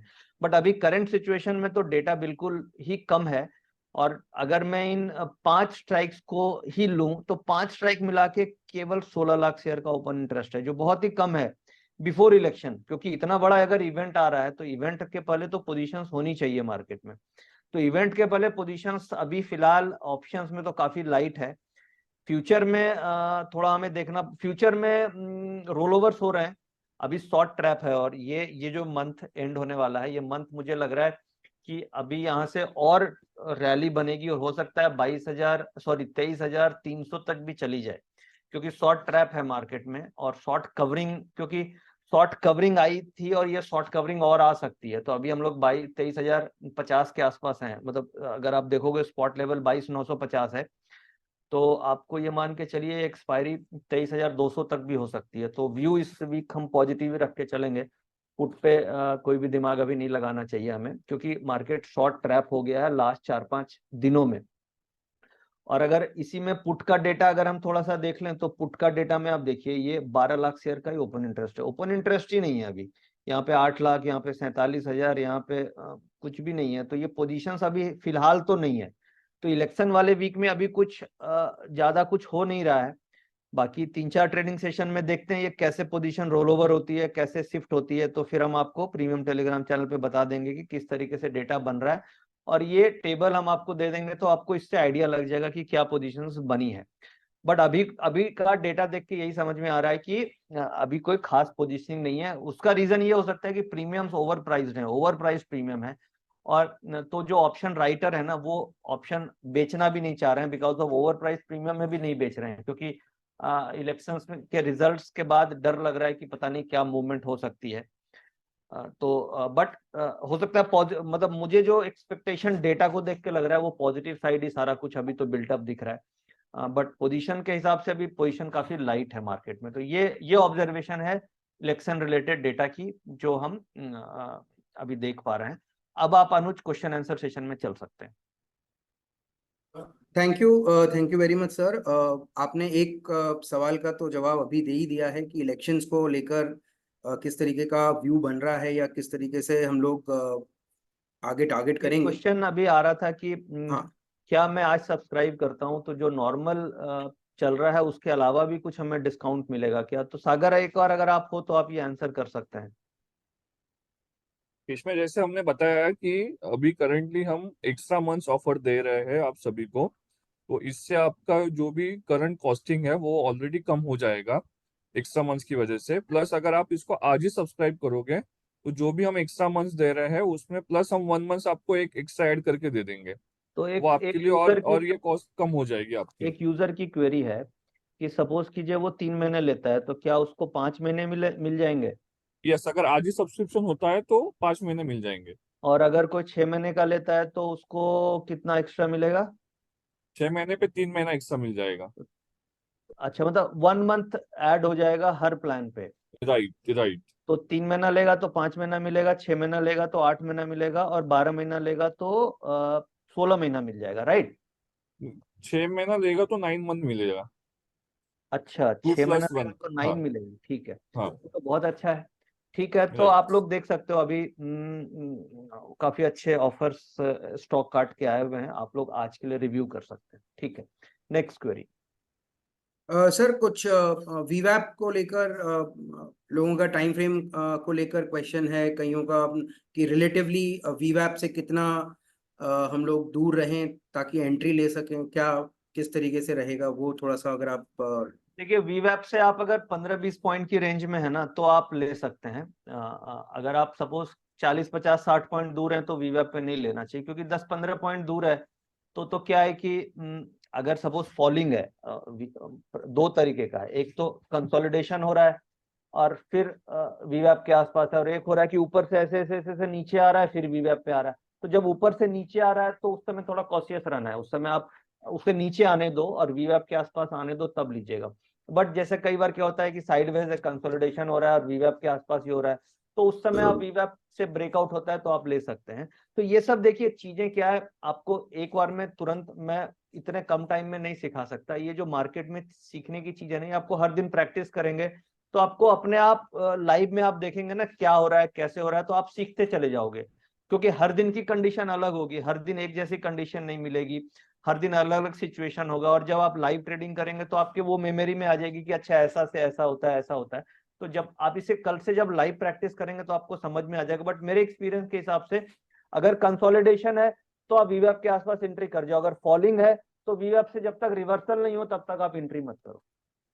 ठीक है सर। एक क्वेश्चन आ रहा है कि ऑप्शंस की जो आईवीज हैं और जो जनरल मार्केट की विक्स है उसमें क्या कोरिलेशन हम ड्रॉ कर सकते हैं और उसका एडवांटेज हम कैसे ले सकते हैं? ले सकते हैं। देखिए, ऑप्शन की आईवी क्या है ना, एक तो वीकली आईवी होती है और एक जो विक्स होती है वो मंथली होती है, वो अलग चीज हो गई। और आईवी जो हो गई वीकली वाली वो अलग होती है। तो अभी हम लोग काम कर रहे हैं ऑटो रेंडर में वीकली आईवी भी देने की हम कोशिश करने वाले हैं। तो आपके पास ऑटो रेंडर में वीवैप तो अभी आता है, बट वीकली आईवी भी हम डिराइव कर रहे हैं उसे, और वो वीकली आईवी भी आ जाएगी आपके पास। वीकली आईवी में बेसिकली हम स्क्यूनेस निकालते हैं कि जो आईवी का स्क्यूनेस है वो किधर है, कॉल की तरफ है या पुट की तरफ है। अगर कॉल की तरफ ज्यादा स्क्यूनेस है तो वो इसका मतलब बाइंग इंटरेस्ट है कॉल में, वो पकड़ में आ जाती है उससे। वो एक अलग ही टॉपिक है, ग्रीक्स पे हमें डिस्कस करना पड़ेगा कि किस तरीके से वॉलेटिलिटी स्क्यू या डेल्टा स्क्यू या थीटा स्क्यू काम करती है। बट यस, आप विक्स को देख के, आईवी को देख के बहुत हद तक एक स्टेप और आगे बढ़ सकते हैं अपनी स्टडी में, और एक्यूरेसी की तरफ आप जा सकते हैं। तो हम लोग जो भी ट्रेड डिसीजन लेते हैं उसमें खाली पीसीआर ही नहीं होता है। मैं अपने ट्रेड डिसीजन में वीवैप को भी, वीवैप के साथ साथ वॉलेटिलिटी स्क्यू वगैरह को भी कंसीडर करके चलता हूँ, और उसी के बेसिस पे हम ट्रेड इनिशिएट करते हैं प्रीमियम वॉइस टेलीग्राम चैनल। तो अनुज जी, आंसर यही है कि विक्स आईवी जो है, आईवी को आपको कंसीडर करना चाहिए अगर आप ऑप्शन ट्रेडिंग कर रहे हैं तो। और वो जो आईवी है वो वीकली आईवी ज्यादा रेलेवेंट है कंपेयर टू मंथली आईवी, अगर आपके पास वो डेटा मिल पाता है तो। और अगर नहीं मिल पा रहा है, इजीली अवेलेबल है, तो विक्स आपके पास इजीली अवेलेबल है, आप वो उसको यूज कर सकते हैं। सर अभी नेक्स्ट क्वेश्चन है कि अभी आपने सारी चीजें बायर्स के पर्सपेक्टिव से बताई हैं, तो हम लोग क्या चेंजेस करें इस पूरे कॉन्सेप्ट में कि हम अगर सेलिंग करनी हो तो किस प्रकार से वो चेंजेस इनकॉर्पोरेट हम करेंगे? आप सीधा उल्टा कीजिए ना, आपको अगर सेलिंग करनी है तो वीवैप पे आप अगर कॉल ऑप्शन खरीदना चाह रहे हैं, और आप अगर सेलर हैं तो वीवैप पे आप पुट ऑप्शन बेच दीजिए, पीसीआर का डेटा अगर पॉजिटिव है तो। नॉर्मली मैं नेकेड राइटिंग सजेस्ट नहीं करता हूँ, उसकी जगह आप क्रेडिट स्प्रेड्स ले सकते हैं। सपोज कीजिए मार्केट में आपको लग रहा है कि नहीं डेटा पॉजिटिव है और आप एज अ सेलर काम करना चाहते हैं, तो वीवैप के आसपास जैसे ही आती है तो वहां से क्या होनी चाहिए, मार्केट को बाउंस आना चाहिए, तो वहां पे आप पुट के थ्रू क्रेडिट स्प्रेड बना लीजिए। तो आपका रिस्क भी कम रहेगा और आपको बाउंस होने से क्या होगा, फटाक से वहां पे स्प्रेड में आपको पैसा मिल जाएगा, क्रेडिट स्प्रेड में। तो वो स्ट्रेटजी कर सकते हैं आप।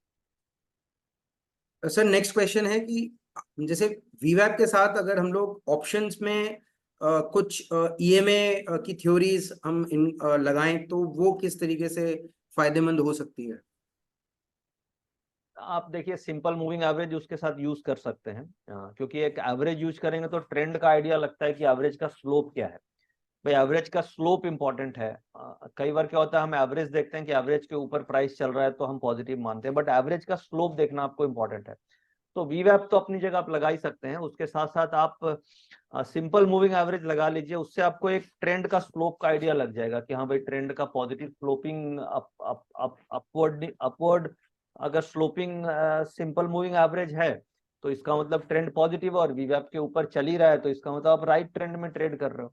तो आप यूज कर सकते हैं, अच्छा कोई बुरा नहीं है उसमें यूज करने में simple moving average. Exponential moving average मुझे समझ में कम आता है, क्योंकि एक्सपोनेंशियल में क्या है कि वो करंट प्राइस को ज्यादा वेटेज देता है। तो ऑप्शन ट्रेडिंग में क्या है कि अगर हम करंट प्राइस को ज्यादा वेटेज देंगे तो कई बार क्या है कि मेरा वो बहुत जल्दी जल्दी चेंज हो जाएगी, वीवैप कभी बाय कभी सॉरी ईएमए कभी बाय कभी सेल जल्दी जल्दी चेंज हो जाएगी, तो उससे बेटर है कि आप ऐसे में यूज करें। ठीक है सर, थैंक यू ये एक्सप्लेन करने के लिए। कुछ कॉमन क्वेश्चंस ही हैं अभी, जो नॉर्मली कि टारगेट्स और स्टॉप लॉसेस एक बार आप फिर से किस तरीके से डिफाइन करेंगे वो हैं, और बेसिकली मार्केट्स के क्वेश्चंस हैं। अगर आप टारगेट्स और स्टॉप लॉस के बारे में एक बार छोटा सा ब्रीफ दे दें। क्योंकि टारगेट स्टॉप लॉस विक्स और एटीआर के बेसिस पे हम डिफाइन करते हैं, जो मैंने एक्सेल में समझाई। तो आप विक्स और एटीआर को मल्टीप्लाई करके डिवाइडेड बाय 10 करके आप डिराइव कर सकते हैं। अगर सपोज आपको इस फॉर्मूले में नहीं जाना है, समझ में नहीं आ रहा, कॉम्प्लेक्स लग रहा है, तो आप वीवैप पे एंट्री अगर करते हैं तो वहां से एवरेज 30 पॉइंट, मतलब जो भी विक्स चल रहा है, सपोज कीजिए विक्स चल रहा है 20 का, हटाइए सब कुछ, विक्स 20 चल रहा है, मल्टीप्लाइड बाय 1.5 कर दीजिए। यानी विक्स अगर 30 चल रहा है 20 चल रहा है तो आप उसको 1.5 से मल्टीप्लाई कर दीजिए, तो 25 पॉइंट के आसपास का स्टॉप लॉस रख लीजिए। अगर विक्स आपका 25 चल रहा है, 25 चल रहा है मल्टीप्लाइड बाय 1.5 कर दीजिए, क्योंकि विक्स तो आपको मिल जाएगी कहीं पे भी, उसको आप 1.5 से मल्टीप्लाई कीजिए, जो वैल्यू आती है वो आप स्टॉप लॉस रख लो, क्योंकि विक्स का 1.5 गुना आपको स्टॉप लॉस रखना पड़ेगा, क्योंकि मार्केट में ये मान के चलें जितना विक्स है उतनी वॉलेटिलिटी मेरी ऑप्शन कर सकती है। तो इस तरीके से आप सिंपल तरीके से स्टॉप लॉस डिराइव कर सकते हो अगर आपके पास एटीआर नहीं है तो, और एटीआर है तो आप VIX into ATR divided by 10 ऐसे कर सकते हैं। तो ये तरीका है स्टॉप लॉस निकालने का। एक क्वेश्चन आ रहा है कि हम वीवैप प्लॉट कैसे करें।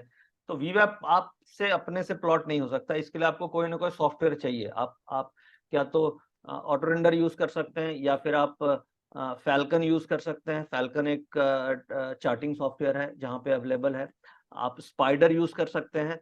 आप फैल्कन है, स्पाइडर है, मेटास्टॉक यूज कर सकते हैं, रॉयटर्स जैसे मैं यूज कर रहा हूँ वो यूज कर सकते हैं। तो इन जगह आपको वीवैप मिल जाएगा।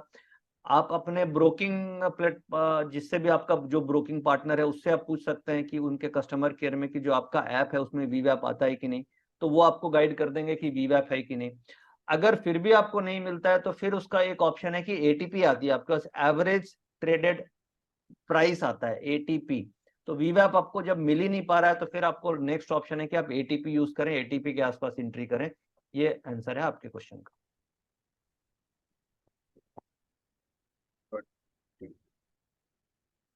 सर सर बहुत सारे क्वेश्चन इस पर भी आ रहे हैं कि जैसे वीवैप से प्राइस अगर दूर है तो एटीएम किस तरीके से कैलकुलेट हम लोग करेंगे वो। देखिए वीवैप प्राइस से कितना भी दूर हो, हमें एंट्री तो वीवैप पे ही करना है। तो जब हमें एंट्री वीवैप पे करना है तो वीवैप जो चल रहा है, वीवैप जो फ्यूचर का चल रहा है उसके आपको कैलकुलेशन करनी पड़ेगी कि अगर 50 पॉइंट दूर है, और अगर मान लो वीवैप पे आएगा तो 50 पॉइंट नीचे आएगी फ्यूचर, तभी लेंगे। तो स्पॉट का क्या उस समय लेवल बेसिकली बनेगा, ये आपको निकालना पड़ेगा। अब सपोज कीजिए फॉर एग्जाम्पल, अभी मान लीजिए चल रहा है 22,000 सॉरी 23,050 चल रहा है, फ्यूचर मार्केट में ट्रेड हो रहा है, और फ्यूचर का वीवैप है 23,000। और तो क्या होगा, 50 पॉइंट नीचे आएगी तो मुझे एंट्री करना है वीवैप के आसपास, तो 23,000 आएगी तो मैं एंट्री करूंगा, तो उस समय मेरा स्पॉट लेवल होगा 22,950। तो मेरा टारगेटेड स्ट्राइक होना चाहिए 22,950। तो जब प्रीमियम चैनल में हम ट्रेड कर रहे होते हैं ना, तो हम ये जो टारगेटेड स्ट्राइक है ये ऑलरेडी इंडिकेट कर देते हैं कि भाई हम ये टारगेट ले रहे हैं, इस स्ट्राइक को आप फ्रंट में लगा करके रख लो, और हम जैसे ही वीवैप पे आएगा इस स्ट्राइक पे ट्रेड मारने वाले हैं। तो ये सब हम सारा वहां पे इंडिकेट करते रहते हैं। ये क्वेश्चंस आ रहे हैं हमारे पास। मैं आपको बता दूं कि 1 मंथ का अभी प्लान नहीं है। मिनिमम आपको 3 मंथ्स के लिए ही सब्सक्राइब करना होगा, और कोई अगर कोई स्पेशल स्कीम है तो उस पर सागर जी रोशनी डाल 1 मंथ का प्लान इसलिए नहीं है क्योंकि 1 मंथ में आप नहीं सीख सकते। क्या है, शुरू में हमारे पास थे 1 मंथ के प्लान, बट 1 मंथ के प्लान में लर्निंग नहीं होती। आपको कम से कम किसी चीज को सीखने के लिए 3 महीने तो देने होंगे। और ये बेसिकली क्या है, हम एक ऐसा चीज कर रहे हैं जो लाइव मार्केट में लाइव ट्रेडिंग करके प्रैक्टिस कर रहे हैं all together with a certain concept. तो इसके लिए एक आपको कम से कम 3 महीने का लर्निंग पीरियड रखना होगा, तभी आपको कॉन्फिडेंस भी आएगा। और 3 महीने की आपकी कॉस्ट बहुत मिनिमम है जो आपके लिए लर्निंग कॉस्ट है। सर आई बिलीव कि मोस्ट ऑफ द क्वेश्चंस हमने ले लिए हैं, और एक जनरल व्यू तो आपने दे ही दिया है मार्केट को लेकर कि आगे किस तरीके से वीक में रहेगा, और नेक्स्ट वीक जो इलेक्शंस के इम्पैक्ट हैं उस पर किस तरीके के ओआई बिल्डअप्स हो रहे हैं। तो हम लोग देखते हैं कि किस तरीके से मार्केट उसी डायरेक्शन में चलता है जिस डायरेक्शन में हम लोग प्रेडिक्ट कर रहे हैं। बाकी तो इलेक्शन का आउटकम पर सबसे यही रिक्वेस्ट रहेगी कि अपनी पोजीशंस लाइट रखें जितना हो सके, और एग्रेसिवली कोई ऑप्शंस में ट्रेड ना करवें। तो ये छोटा सा है। बाकी ऑप्शंस में अपॉर्चुनिटी होगी तो हम उसी हिसाब से डेटा इंडिकेट करते रहेंगे। अगर ट्रेड मिले ना मिले, लर्निंग तो हमें मिलती ही रहेगी, क्योंकि क्या है, डेटा को हम जब लाइव मार्केट में देखते रहेंगे तो हमें समझ में आएगा कि किस तरीके से डेटा पैन आउट हो रहा है, क्या उसका इंटरप्रिटेशन आ रहा है और किस तरीके से मार्केट मूव कर रही है। तो हमारी लर्निंग बनी रहेगी, और साथ साथ अगर अर्निंग का मौका मिला तो हम उसमें ट्रेड करते रहेंगे।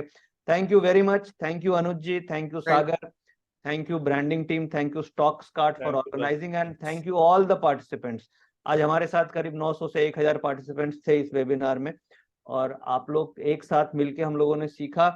आप सभी का बहुत बहुत दिल से धन्यवाद है, और मुझे उम्मीद है कि कल से ही आप इसे इम्प्लीमेंट करने की कोशिश करेंगे, और छोटे कैपिटल के साथ आप स्टार्ट कीजिए। कोई दिक्कत वाली बात नहीं है, ये बहुत अच्छा मेथड है, और इसमें आपको जरूर सक्सेस मिलेगी, क्योंकि मैं अपने एक्सपीरियंस से ये बोल पा रहा हूँ। Thank you very much. नमस्कार।